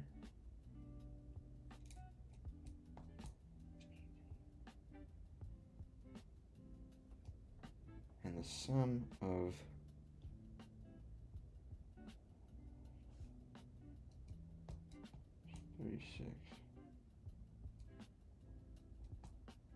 okay, got you. Okay, I think I got it. Okay, so if you, I remember back from our DSA books, there is the sum function algorithm, right, or whatever, how they do that. So if you have,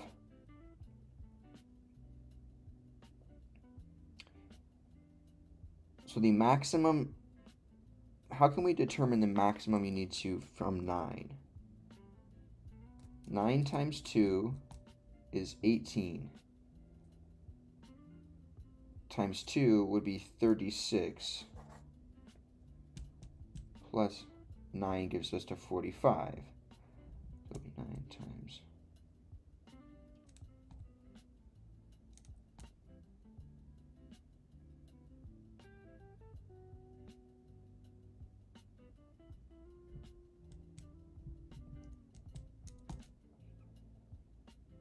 So I go 5. The maximum numbers you can have in this one are, so it's 9.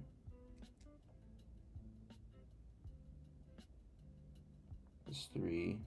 So 15.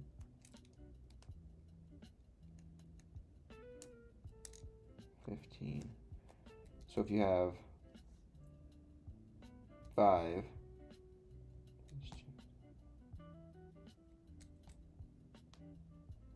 so if I go,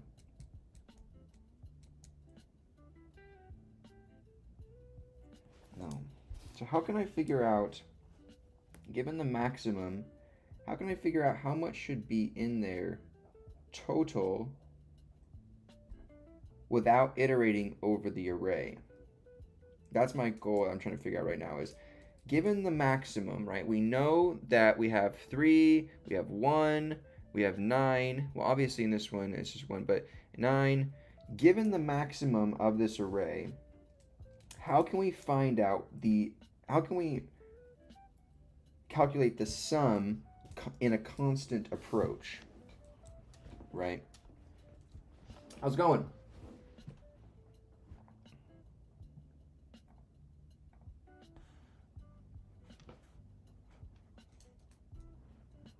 Try not to post solutions in chat. If that wasn't a solution, I'm sorry. I look like one. I didn't want to read it, just in case to spoil anything, so I deleted it quickly. Okay, so we're trying to evaluate, given the maximum. Naloxone reverses an opioid overdose, even if you mispronounce it. For the record, it's What? naloxone. So we have 9.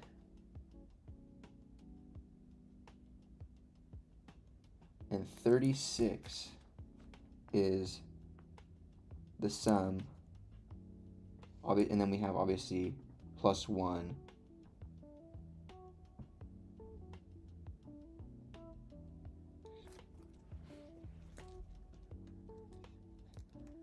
So given 9,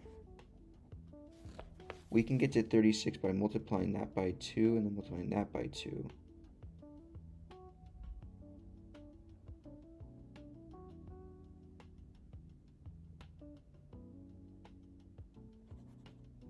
So how can I figure out the sum of an array given its maximum value? Well, we know that the maximum is 45 in this bottom example, given with the 8 included. So 45, so how can we get to, given the 9, how can we get to 45? So 0, 9 times 2 gives us 18. It's 36 plus 9 is 45.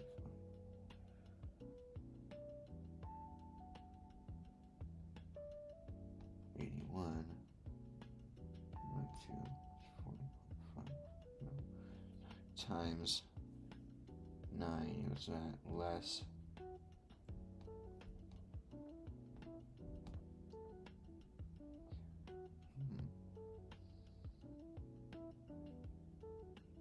I know I said I was going to work for a longer time on this problem, but this one is intriguing me.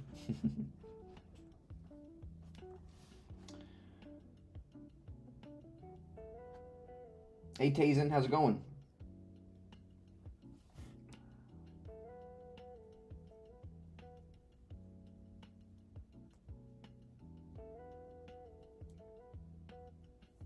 Okay.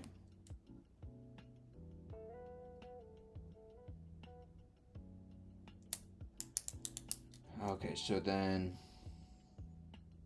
it's just interesting. If we're trying to figure out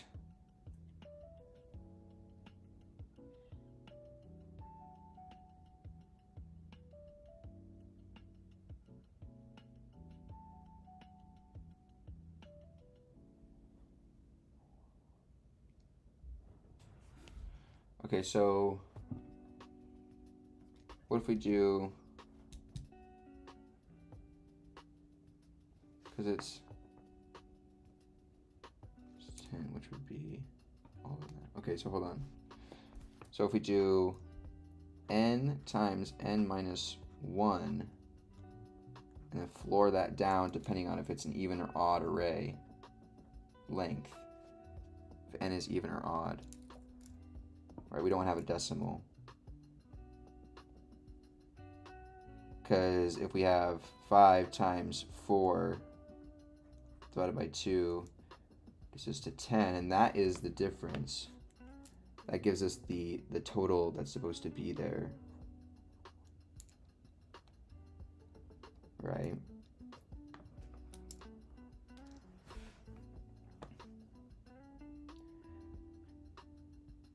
Okay, so then the prefix, the sum excluding, the sum of the array is n plus n times n minus 1 floored by 2. So if I have 9 times 8 divided by 2 plus 9, yeah, okay. I think we figured out the little math trick here. So now we just need to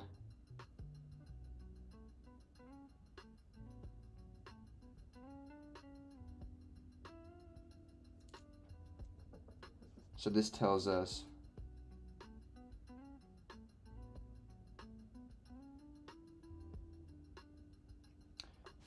okay, so the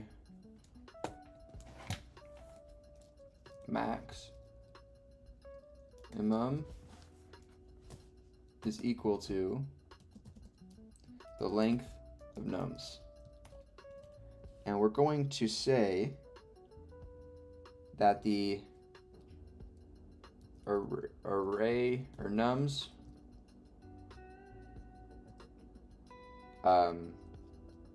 sum total is equal to maximum plus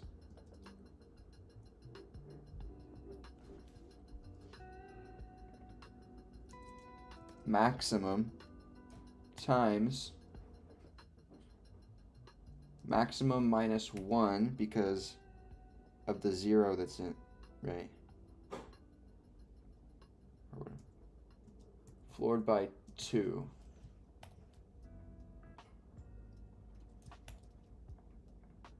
So that's the num sum total that can go into there.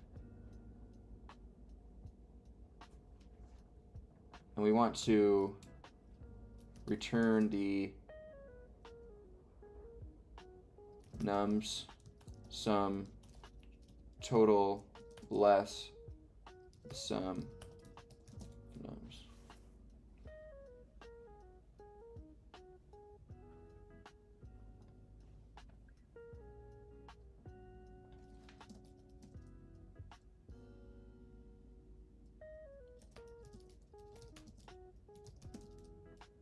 I don't know, does it have an edge case of just being 0?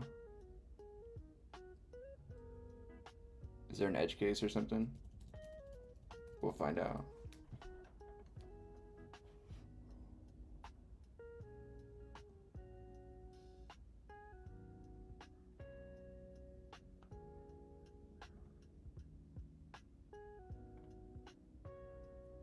Int object not callable.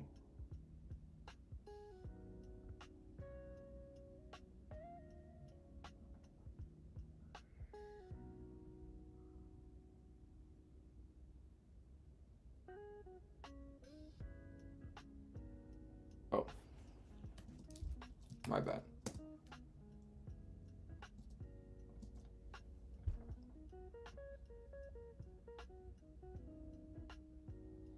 Ah, my bad again. Syntax errors. Anticlimactic.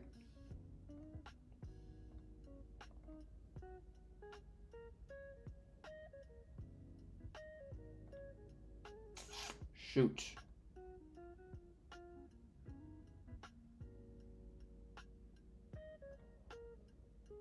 Dang it. Back to the drawing board here. So we have the maximum array. So in this one, 3 times 2 divided by 2 plus 3 is 6, which is the maximum that can fit in this, less the current sum of 4 gives us to 2, which is what was returned. Now here we have a maximum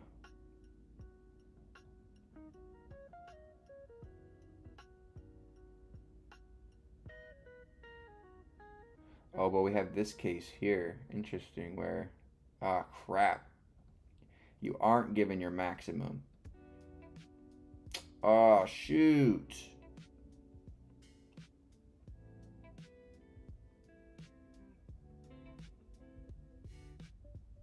Ah.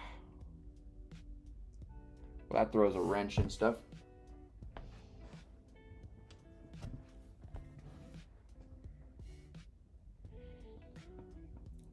Right, they give us they didn't give us the maximum here because all the numbers are in order. So if I sum this is 1.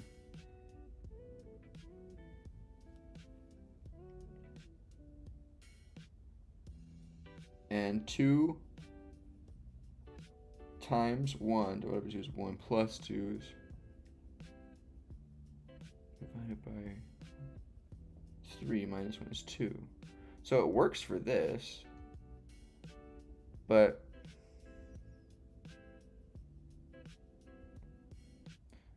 sum total minus.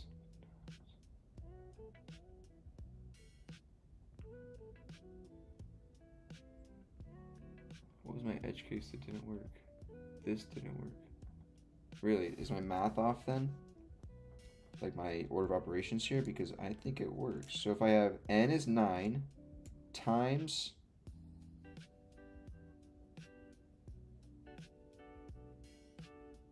eight equals 72 plus 9. Oh no.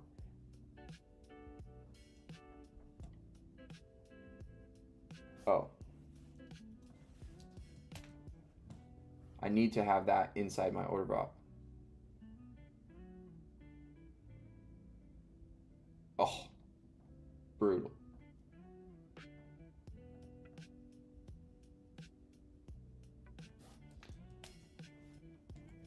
This has to go here, like so.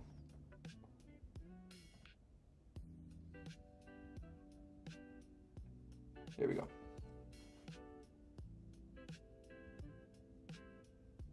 Woo! Yes! There we go. All right. It's because it's just our order of operations. Oh, yes! Ha ha ha. One day I want to ace my serve.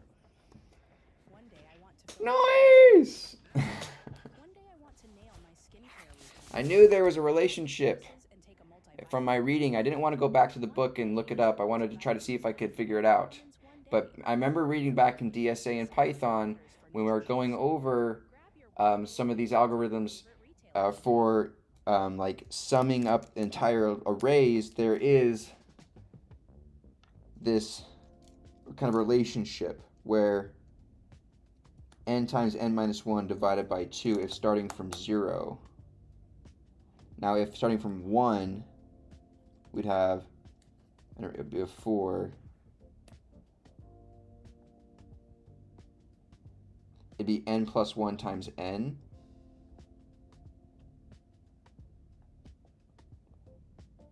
Or n times n plus 1, right?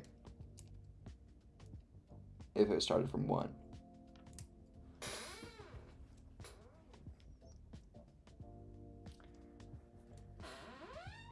No, I'm just solving these for fun. Dude, let me tell you, they hurt my brain though, but it's pretty rewarding when you solve one. All right, guys, so that was, let's see. That was, oh my gosh. That was bright. Where is our solve count? 64. 64 solved.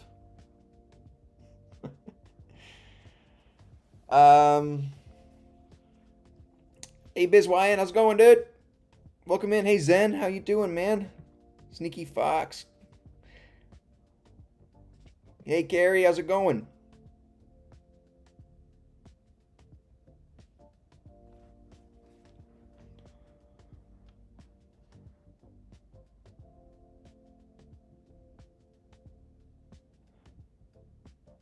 Y'all were giving hints. I wasn't reading chat. Sorry, I was trying to figure it out.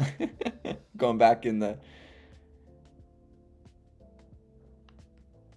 Pacers won tonight. They beat the Knicks. Oh, Pacers Timberwolves in the championship would be one of the worst NBA finals of all time. Is it possible to have? Are the Timberwolves on the West?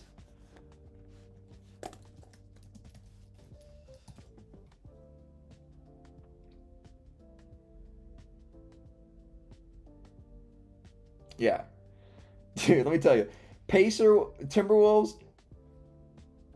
Pacers would be one of the, like, is that possible? I can't remember. Is Timberwolves in the West? Yeah, they're in the West. Dude, Timberwolves Pacers would be, OKC Pacers might be even worse. Oh. Dude. What is that with the seeding? You got the 6, 4, and 3. You got one seed. This might be one of the worst NBA finals I've ever seen.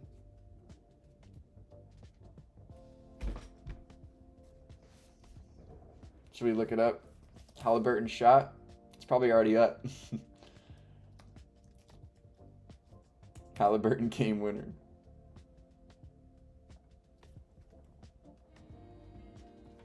The love they showed me, it's why I pass it on, no? Bruh. Come on, you're gonna give me like a 30-second ad, no skip? That make all the difference. Come on.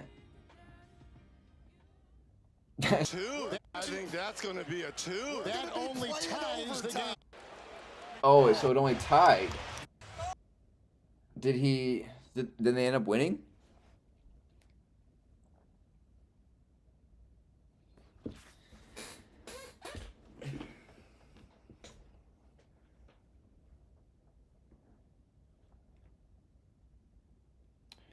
Oh, sorry. Let me get caught up on some chats here. My bad.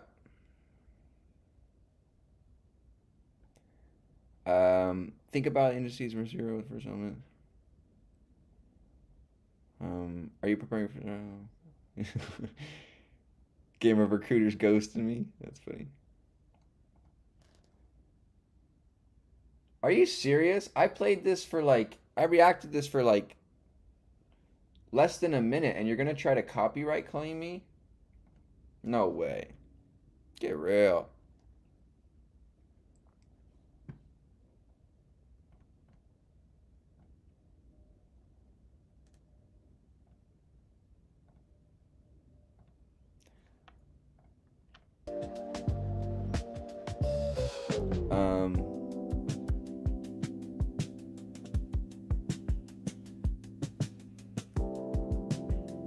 Some says, okay, because if I was your interviewer, I'd say your solution was too smart and not how us lazy plebs would have done it.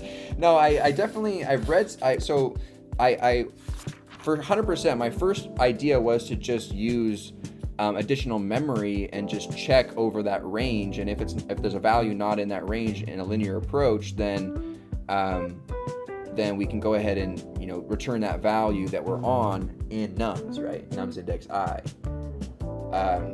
So like if nums index I is not in the range object or whatever, or the list comprehension we created, right, of that, but then that wouldn't really have worked for that one example. We would have had to have baked in some edge cases for that one example where you weren't given the maximum, right? So if you were going through here and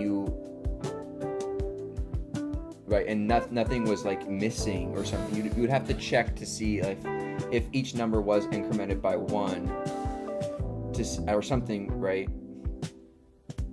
To do it that way, right? But I remember reading from DSA in Python back in like chapter 2 or 3 about how you can determine the total sum of an array from kind of a mathematical formula. And so we were able to kind of work through that and get, oh my gosh, where's my stuff here? Where's my stuff? N times n minus 1, or it'd be n times n plus 1. N times n plus 1 over 4 by 2. But this starts from 0, so we had to say n times n minus 1. Or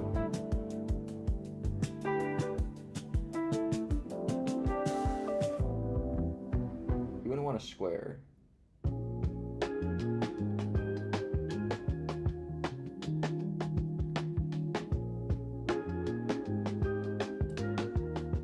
So let me look at it. So what is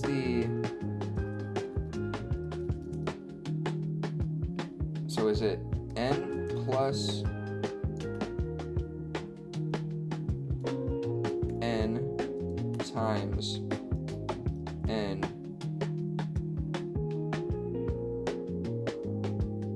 minus 1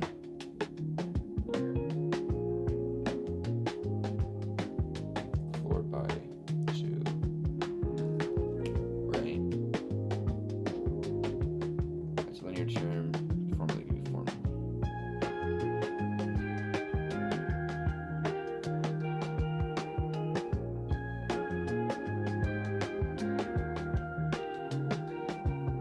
Yeah, n times n plus 1 over 2.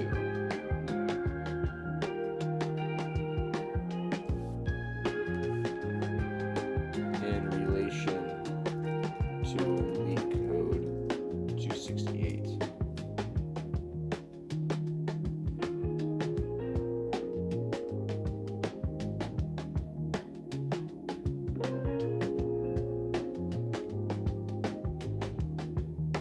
This related formula does the sum of the first n natural numbers, which includes 0 to n. Yeah, so the sum of the first natural numbers, that's what we read about, I remember.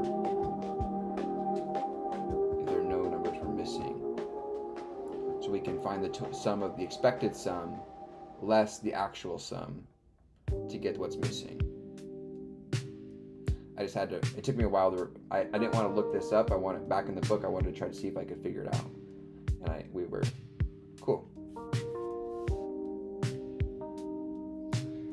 Let's get caught up on some chats.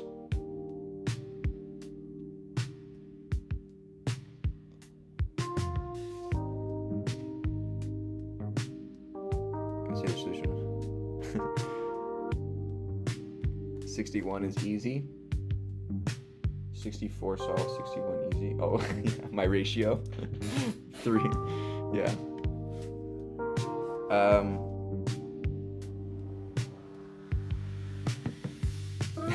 They're not gonna boot me out. So funny. Ever heard of Code Wars? No, not really.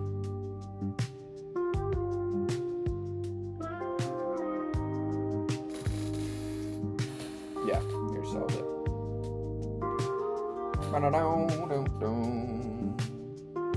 Alright. So, what should we do now, fellas?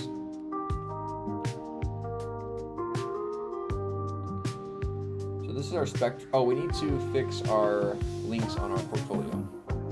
We gotta fix that. Okay, so this is our portfolio site.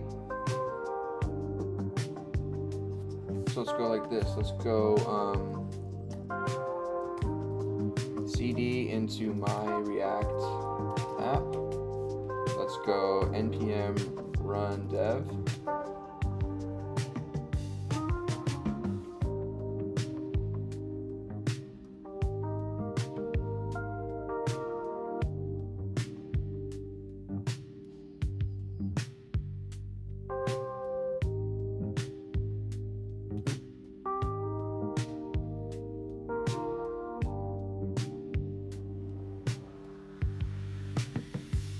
Okay, so currently our project links here don't work.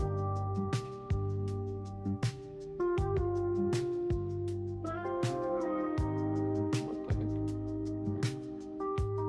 So we need to add actual links here. So let's go to HTTPS.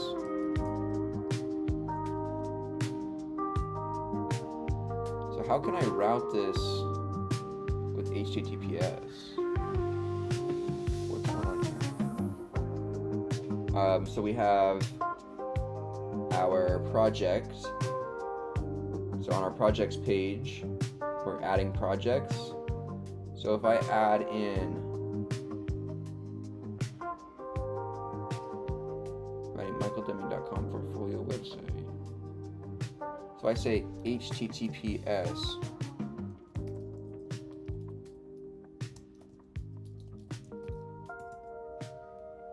michaeldeming.com and I click on this. Okay, now I get rerouted. So I refresh this. Since 1983, Nissan has been assembling award-winning vehicles for years right here in America. And now we've lowered MSRP on our best-selling Rogue and Pathfinder. Now get a low to... Get out of here. Get out of here! Right, we'll pass that in.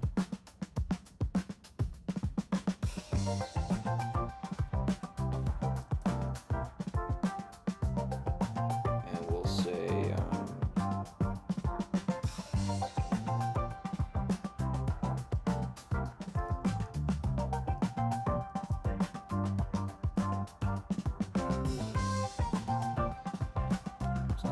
JavaScript. This is going to be so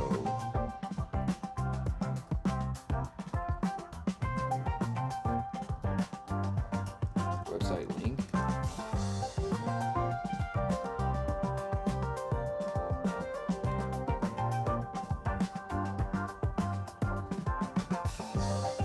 Anchor tag project URL. Href is the props website URL.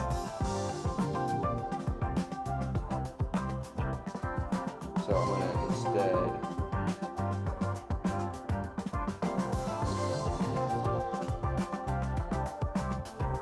I'm just gonna add props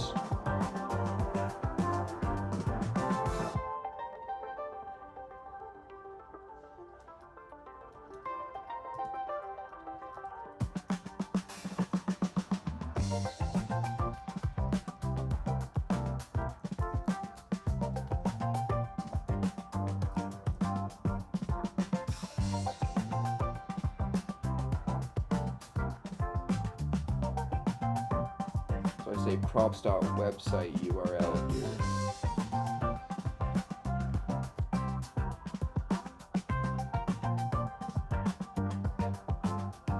Right. And then I say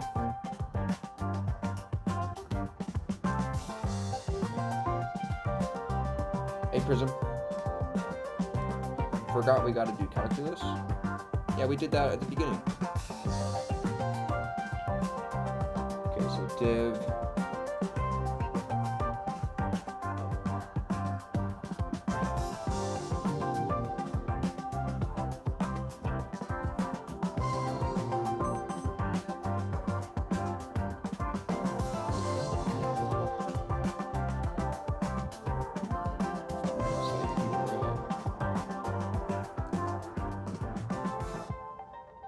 Which is an anchor tag with an href and a website link put into here. So now why,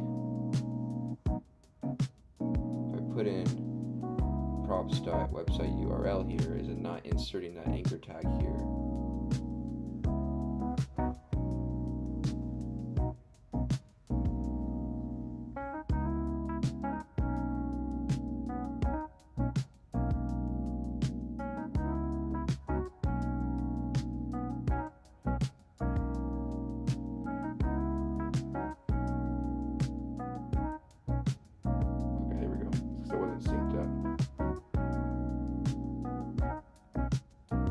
Website link here, okay. So now what we're gonna do is we're gonna change these.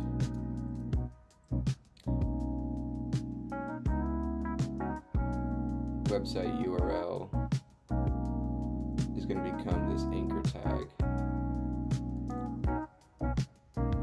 with this href. And this is gonna be chromoplot.com.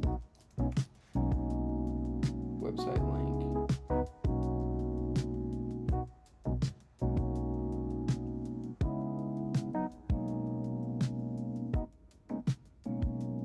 Right.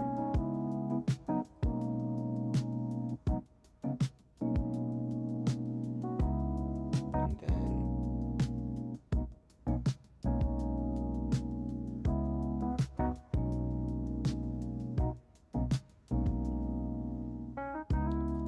it's gonna have a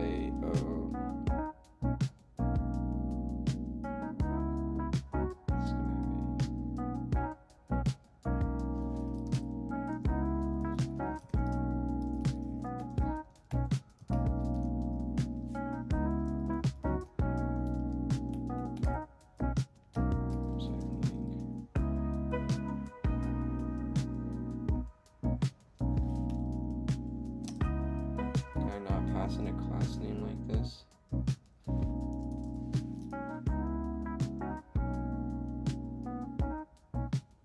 Oh, come on.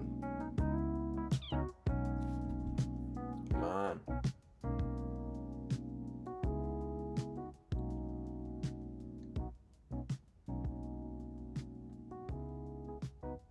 Okay, I'll gotta put it in its own div.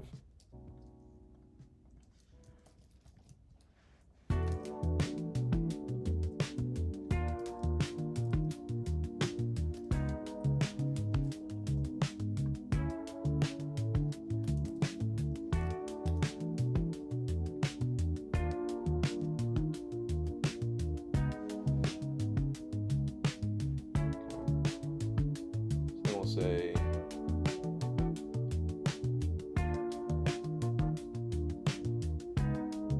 do I say link or what should I say? Should I say link here?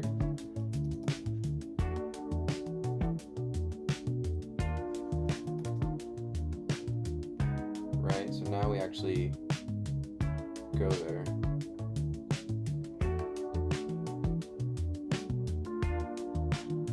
So then we want to have this href.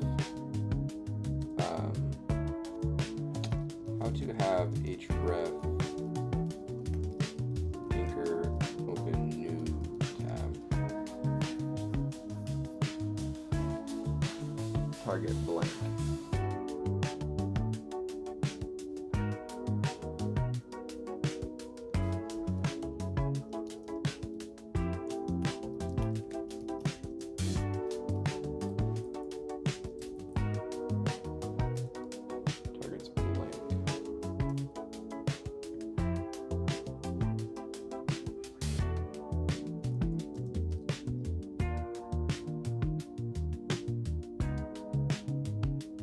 say view project, visit project.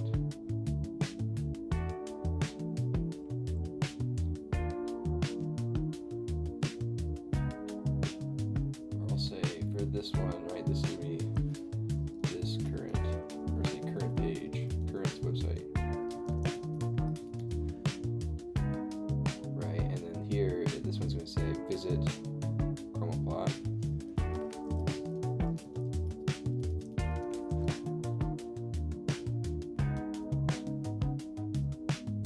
This one's we're going to have,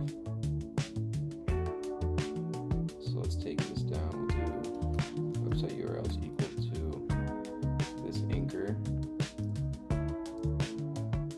We're going to put our URL as our href, remove that. This will say view project. Visit repository.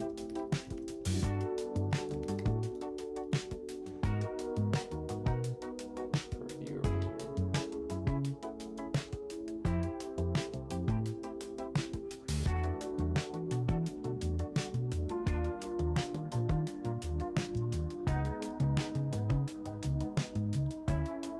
then we'll have we'll do something similar down here to this one. Pretty much the exact same, except with this website URL.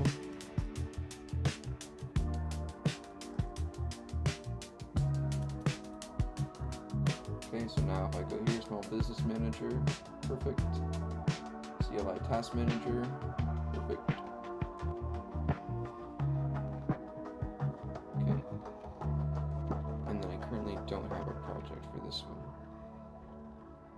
I switched from due dates to due dates, and it made me go from weeks behind to weeks ahead of my deadlines. You see, I used to just bedrock I don't have all a day getting website nothing URL done. to And visit you know for that this guy. feeling of anxiety where ticking off items on your day. I could push it my code to GitHub. It's currently under the CS50P, that's why.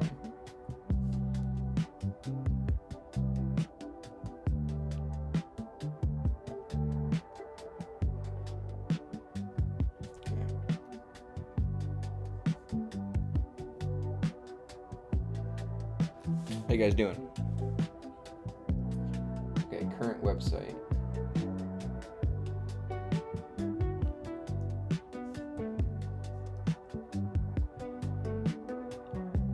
Should I say current website or like this website?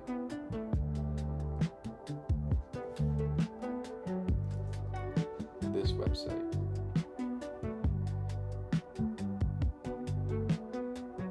Visit chromoplot, visit repository, visit repository.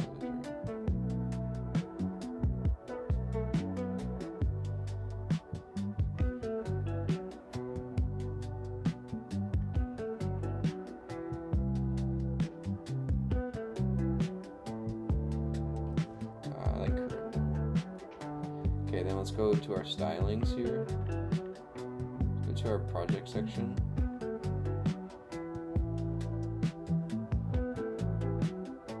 Here. So project, we'll call this so website link.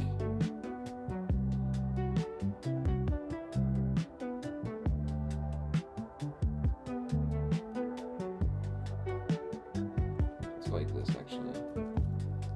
I don't think I need the div. I can go to the projects and give it a class name here of project link.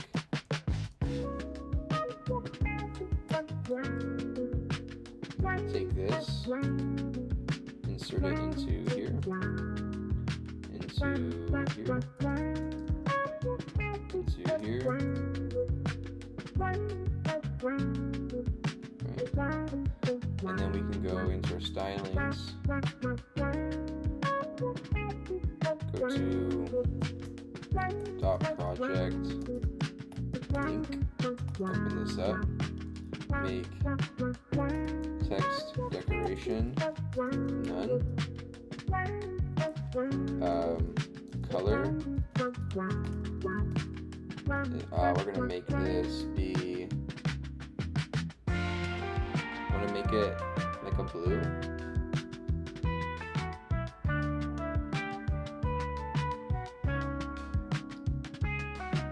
And we're gonna give a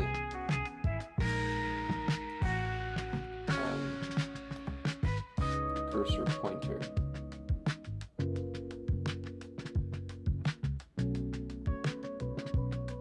Cool. Make it more of a kind of hyperlink font or text so you can see it's like a link.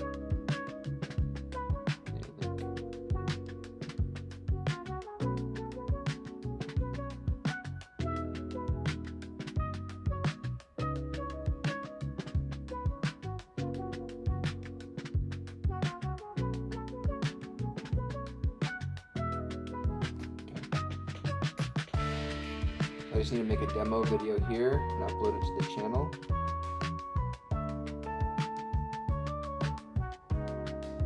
So I'm going to make this, I'll put a project link here. Right, so we'll do website URL.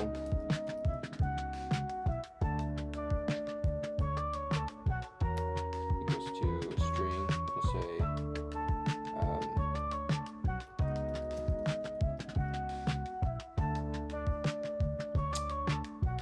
project submitted a part of course.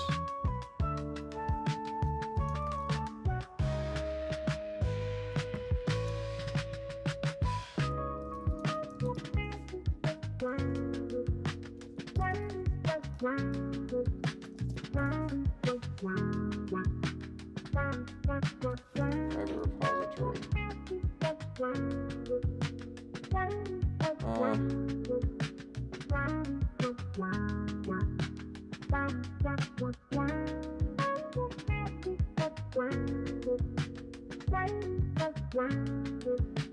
I'll just leave it blank. We don't need it. All right. Cool. Nice.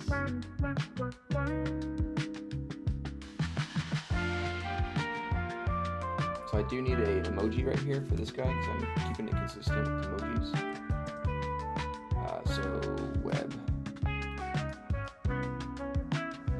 Should do website.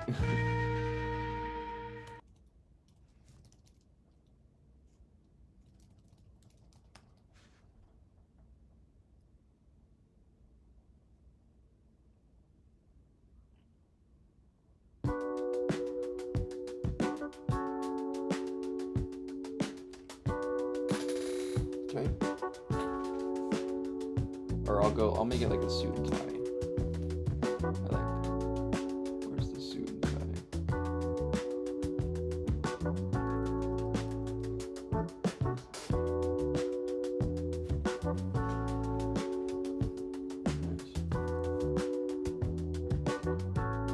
Professional portfolio website. Made with React, HTML, CSS, and JavaScript.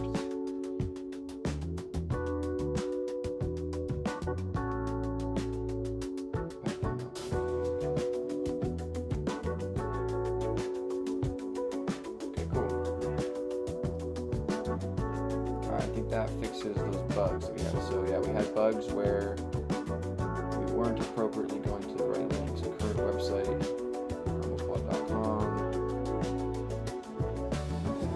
community, CLI task manager, perfect. So now let's go here, new terminal. So I'm on main, git add.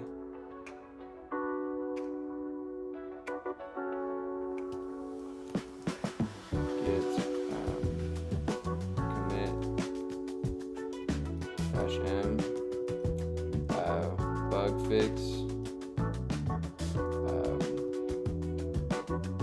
project, website. website links formatting.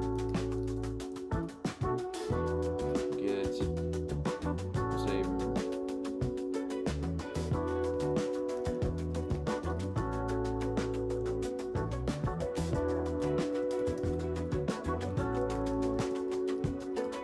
Push dev up. I forgot I was working on main. I should work on dev. Push.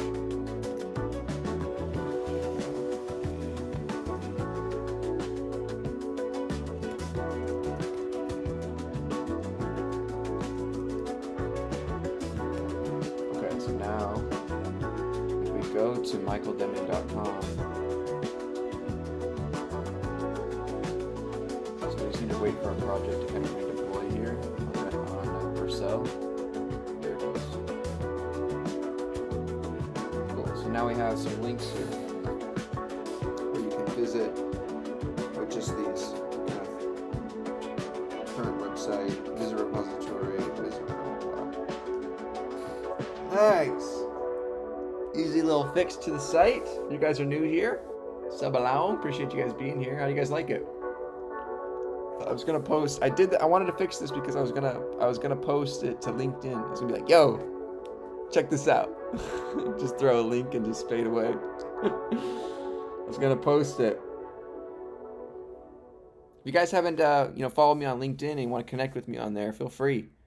We can network on there, and we're not LinkedIn influencer now. Definitely not.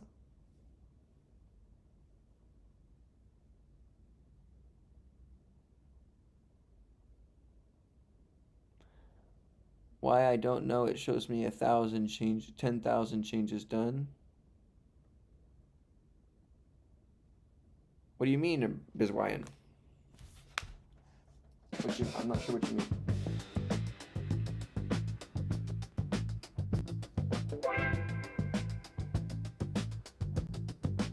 You guys like the site here? How do you guys feel about it?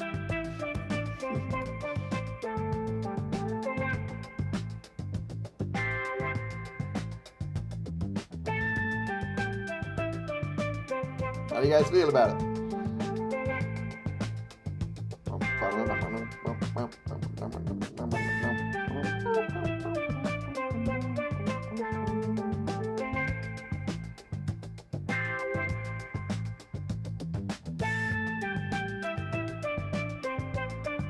Any guys get wrecked by the stock market today? Your boy got beat, let me tell you. We still got some time on our contracts though, so I think I'll be alright. But today definitely hurt. That's for sure. That is for sure. But the Bitcoin's up big time after hours here. All-time highs at 111, which is quite crazy. I myself am not the Bitcoin believer like some of you guys are, but congratulations to you guys. One of my coworkers, dude, he's an older guy. He's maybe 60, 58, late 50s or something. Early 60s. He's got probably 200 grand in XRP. His entire retirement. So he watched that thing go from like 150 to like 325 in like that 2-day span, and then it's kind of been settling back down around like so he was jacked to the T, let me tell you, a couple weeks ago. Sounds like someone needs a target ignore.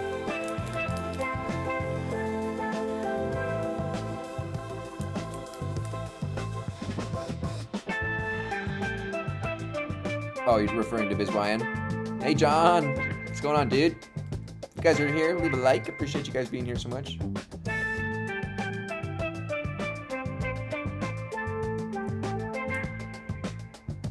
Alright. Cool. So we got that fixed, which is nice. Got those links fixed.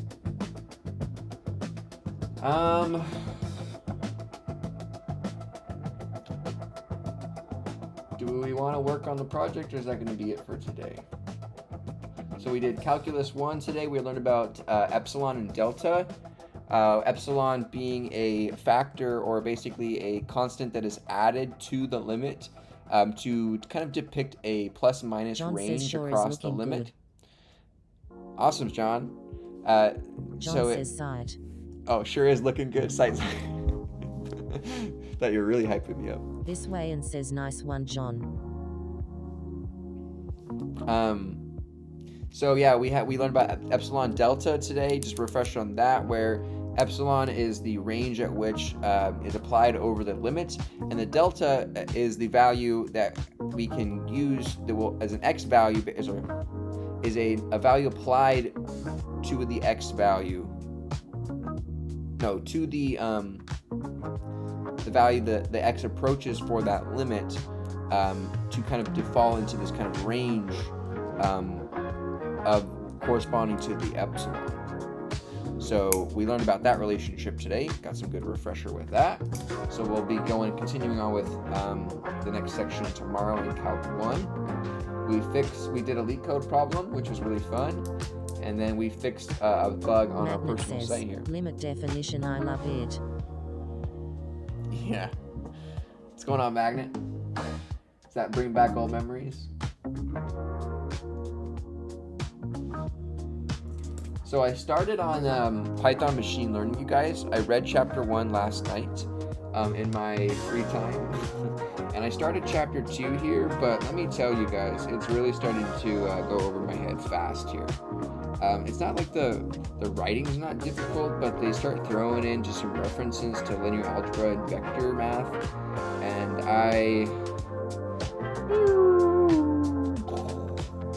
got no idea what's going on. So we might need a little bit more prep work before we continue on to this one, because it might just be honestly a big struggle at the current moment. What you guys think?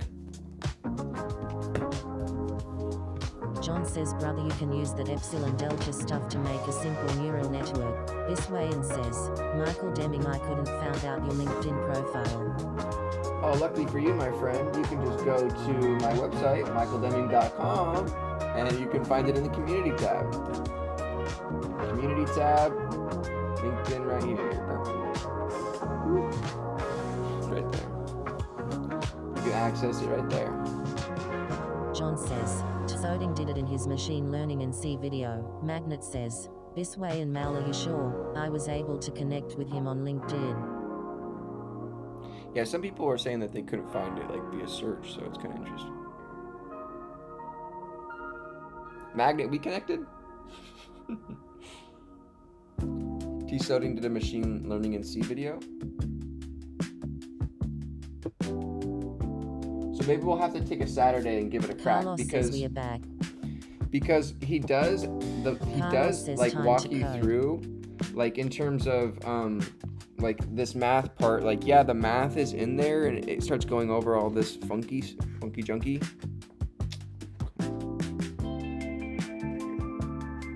Right, all this stuff. But he does walk you Magnet through says, in Python, yeah, though. my identity will stay mysterious. Here, Carlos says I don't even know where I'm going to start. So they're using matplotlib, which is cool, which we know how to use. So he legit shows you how to. The author of the book, Sebastian, he shows you how to do it in Python. So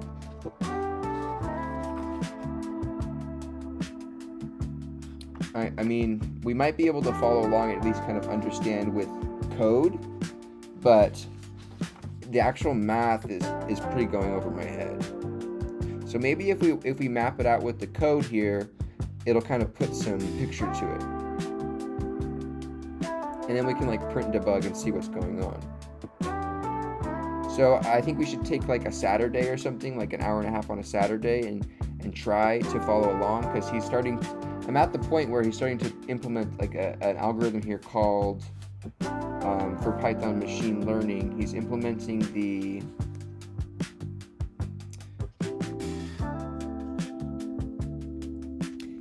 perceptron and adaptive learning neurons machine learning algorithm. You guys familiar with that one? Perceptron and adaptive learning neurons, machine learning algorithms. Artificial neurons.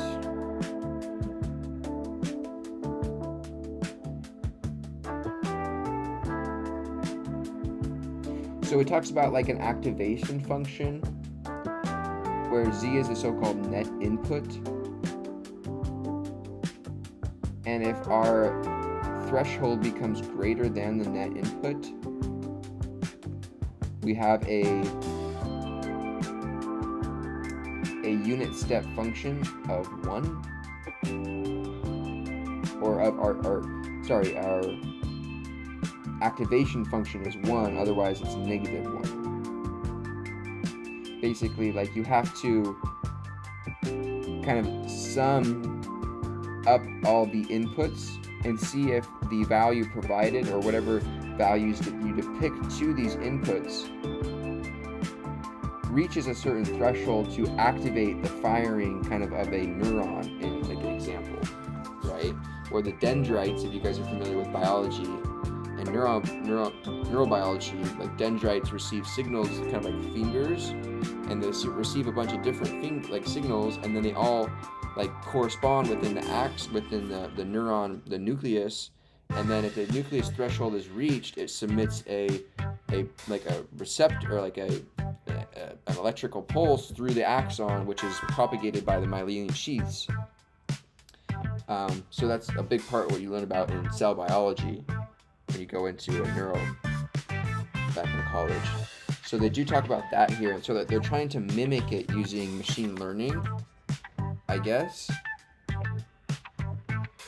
But the math is kind of going over my head here. Hey Carlos, how you doing, dude? I appreciate you joining me here. Oh, is the music kind of loud? My bad, you guys. Carlos, did you finish Python Crash Course?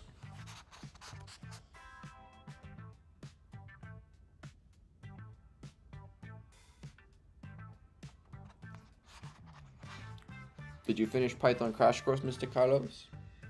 Seth says hello. What's going on? Hey Seth, how's it going, dude? Appreciate you being here and joining me. You're awesome, my friend. All right, you guys. Sybil says, yo. Oh, everyone's rolling in here late night. Shoot. What's up, everybody? Let's get rid of these pictures here. John says, I watched the tzoding video and recreated everything he did in Python. Was super fun. Only the derivative formula was necessary. Okay, let's look.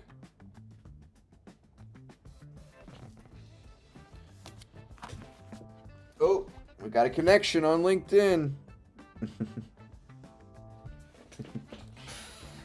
BizWyan. How's it going, dude? I'll connect with you. T-soding. Says it's actually morning here early. What is it called? T-soding machine learning.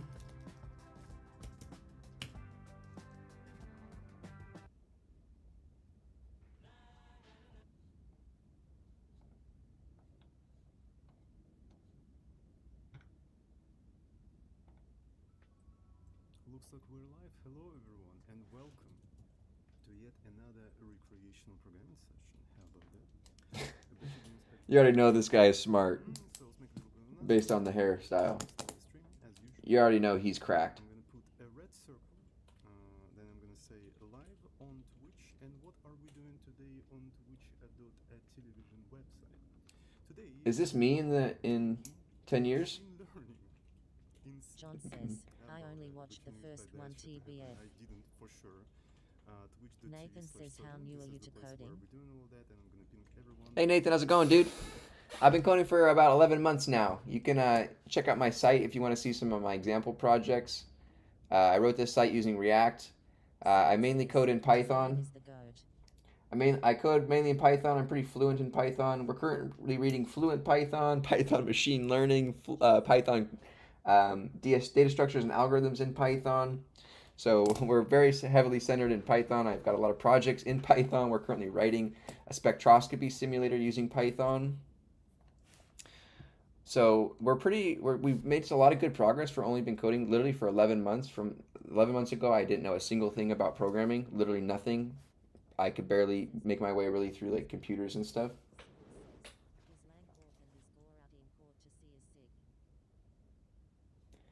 I'll have to watch some of his stuff.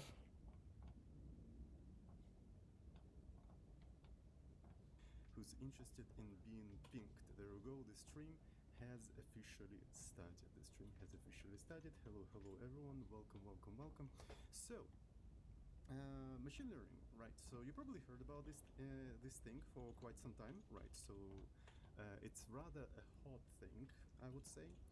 And I'm gonna tell you that I'm not a specialist in that area at all. I'm just like third-person observer. So this is my project here where we're building spectroscopy simulations, absorption spectroscopy, and so we're able to build these spectroscopies. And so what I'm created here also yesterday, what we wrote is.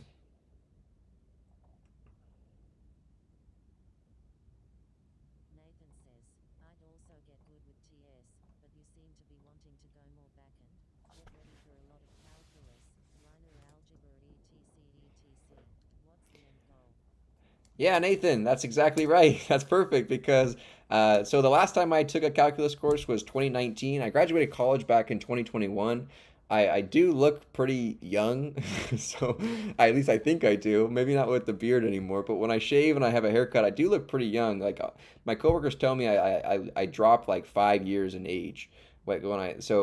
I am 26. I have a degree in human biology and a minor in chemistry, and I work as a formulation chemist for a biotech company where I make biological controls, advanced biological controls that depict and kind of mimic various diseases or various analytical ranges that depict diseases for patients and diagnostics.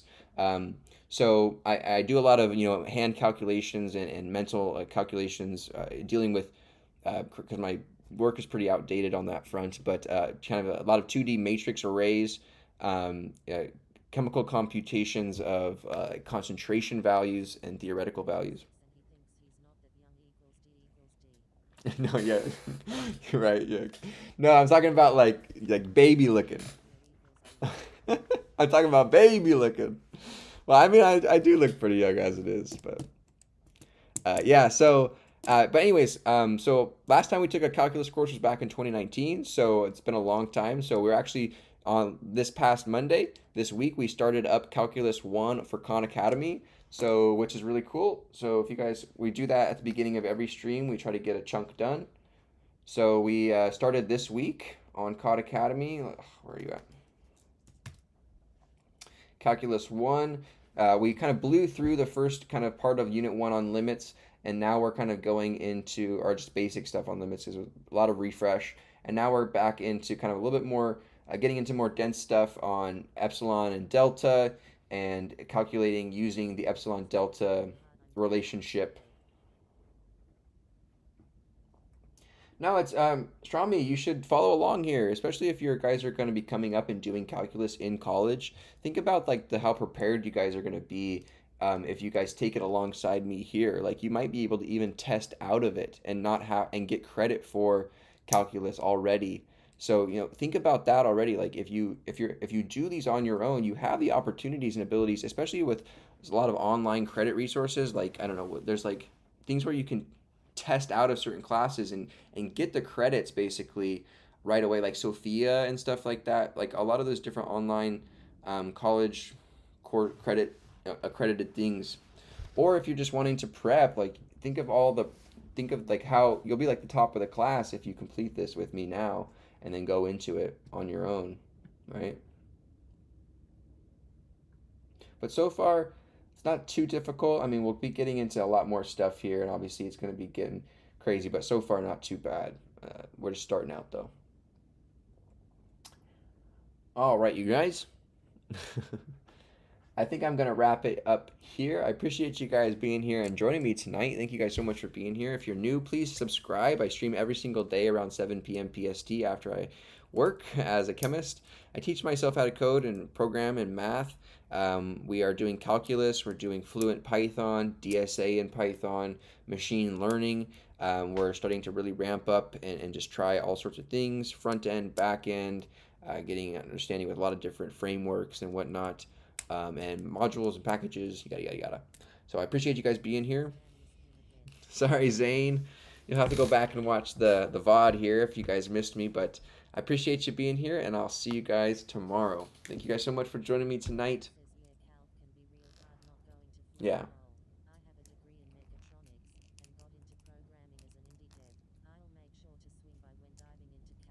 Nice.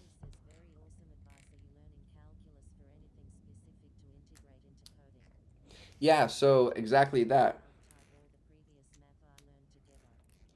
Yeah, exactly that. So I'm going to be using Python as my calculator to solve a lot of these problems. So if the problem requires, like, as we get into harder and harder problems, more computation involved, you know, summing and things like that.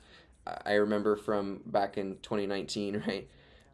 We're going to be using Python to actually be our TI-84. So instead of like using, you know, other thing or to create, you know, graphs and to create, you know, display functions, we'll use matplotlib and whatnot to actually do these visualizations and then track it all using Python in my current repository. So I think it'll be really fun to actually learn calculus, but learn calculus inside of Python, so that we can have like direct application into programming with it. So that's my goal for this. You know, it'll take us a couple weeks to get through the course. You know, probably a month or so is my goal. I want to try to finish it. You know, if we do a unit a week, that's still 8 weeks, right? So that's quite a long time. That's 2 months. So, you know,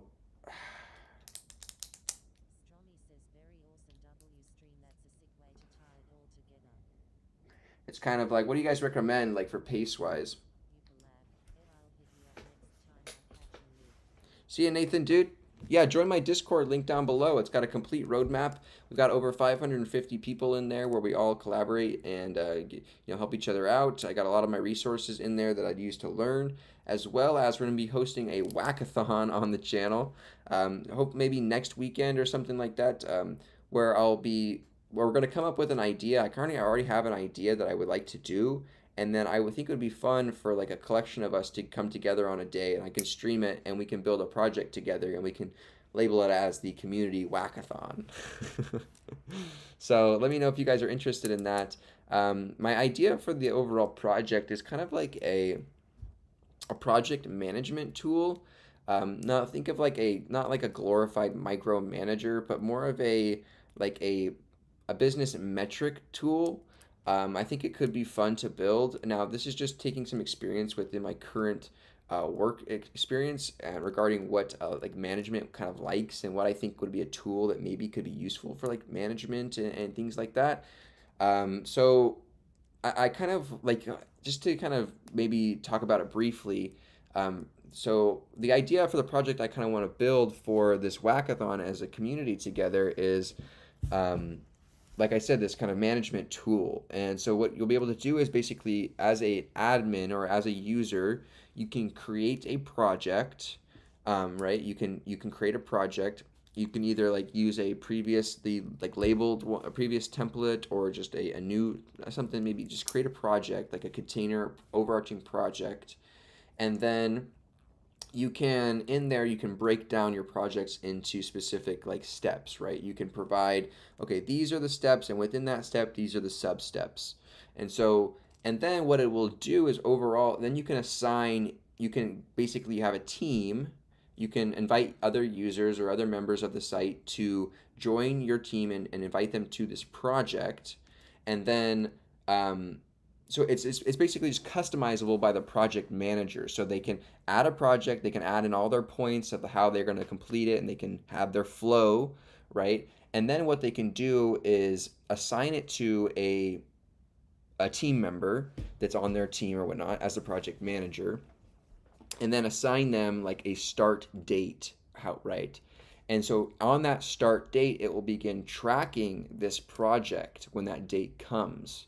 And so when that date arrives, on each day, they will have that team member is required to report like a like the daily tasks that they performed, right? Aligning with under that subcategory. And so or of that like task category, right? So let's say I have a project. My project is to make breakfast, right? So I assign John to make breakfast in 2 weeks. Okay, the 2-week times comes, John's turn, and breakfast has like yeah, so it's like you have like a project assigned to John as simple as make breakfast, right? And so John, what he will do is he gets assigned this. Quick, hold on, so I can explain this. So I know I'm kind of rambling, but bear with me. So John is assigned to a project, and then he gets notified of its start date and its potential due date, right? So those are things pertaining with the project, and maybe any other dates in there for specific things. Now, the project manager can create what makes this kind of interesting, and what makes this might useful is to a project manager, why they would want to use this tool is to track the daily progress assigned to specific task tags. Now this is where my idea comes to life here, is the project manager can create overarching project or task tags, right? So think of, you have this container for a project, right? You have a container for a project. So you have your project, right? Inside of your project, you have your various steps, and you can have sub-steps, right? Or whatnot, or you just have various overarching steps. I'm not sure, we could break this down and have sub-steps or whatnot, but you have basic overarching steps. And then like you have John here is inside of, so on the calendar start date, John is inside of step 1, right? He is building on step 1 here. Now you have a bunch of like tags,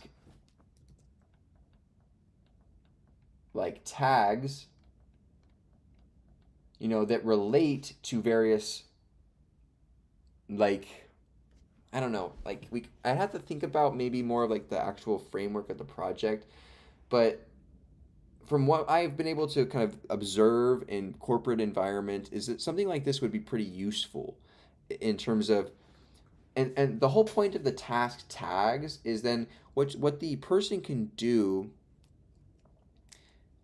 what the project manager can do with either past data or with knowledge to themselves is assign time allowances to each tag, right?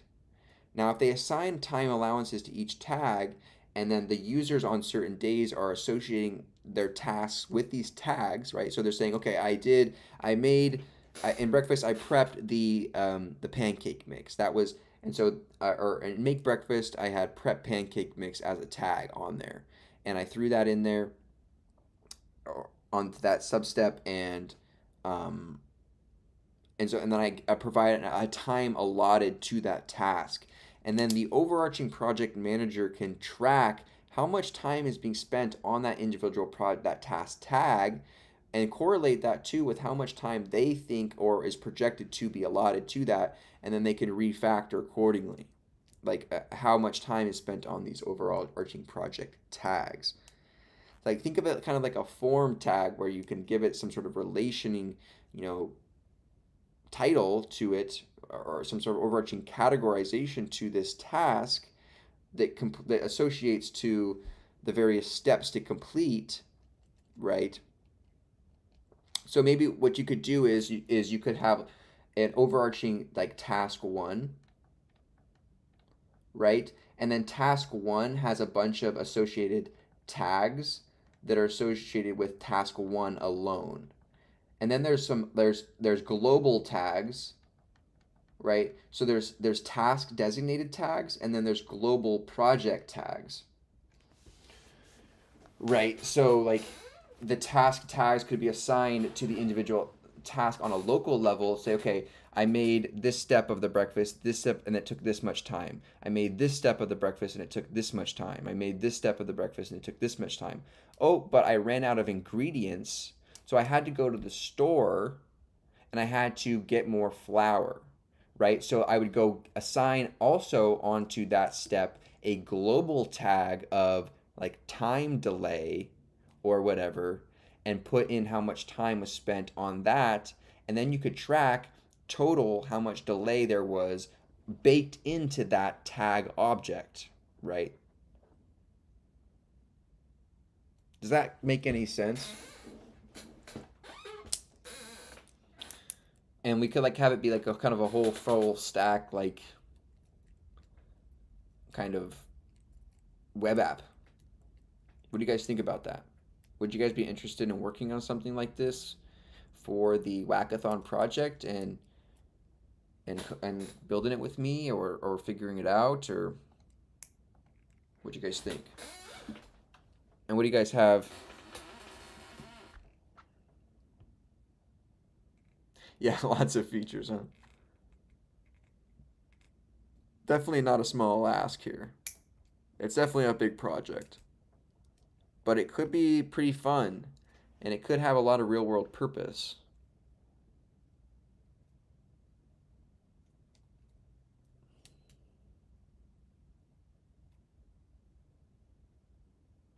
Yeah.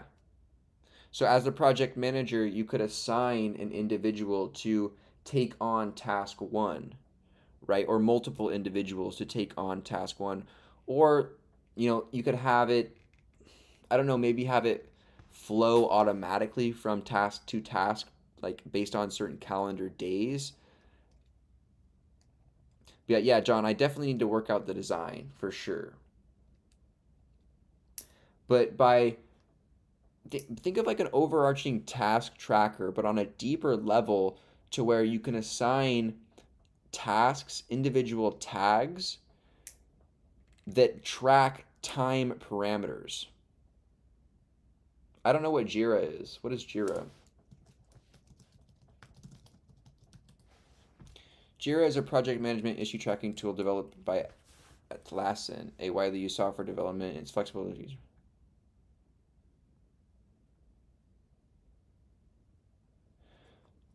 I guess, but maybe not as like code and tech related. It can be more like, yes, more custom, more universal, as in like you could make it as basic as assigning John to make breakfast as your overarching project, and then see what kind of subtasks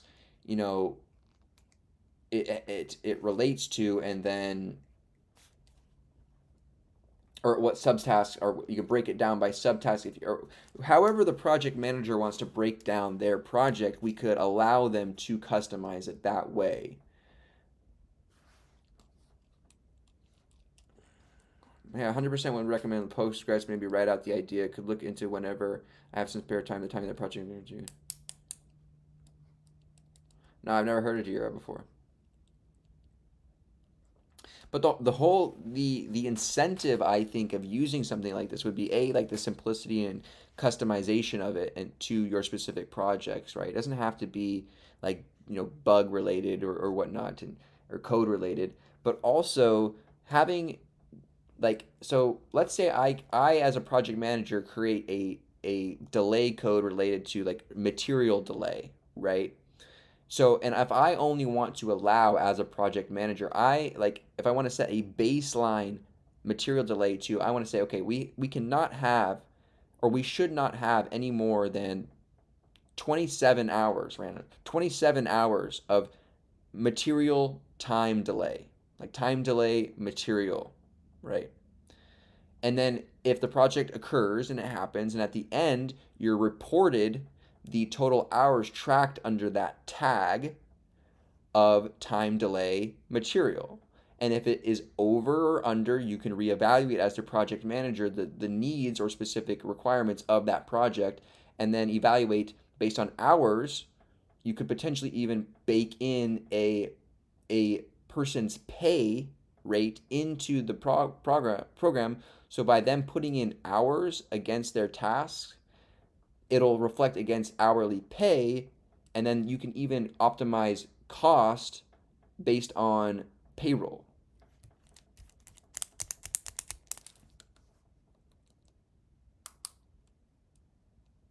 What do you guys think about that?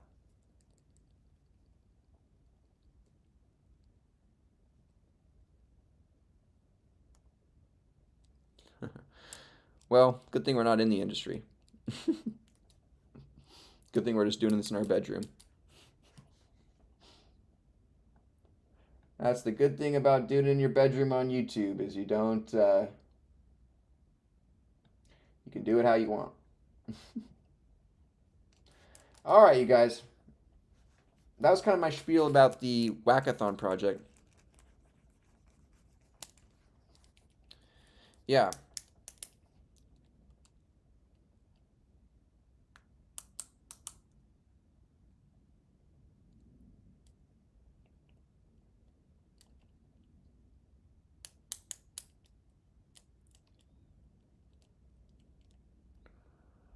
We'd have to definitely think about how we could go about it, for sure. And how to set it up. But there's no better time to learn than maybe now.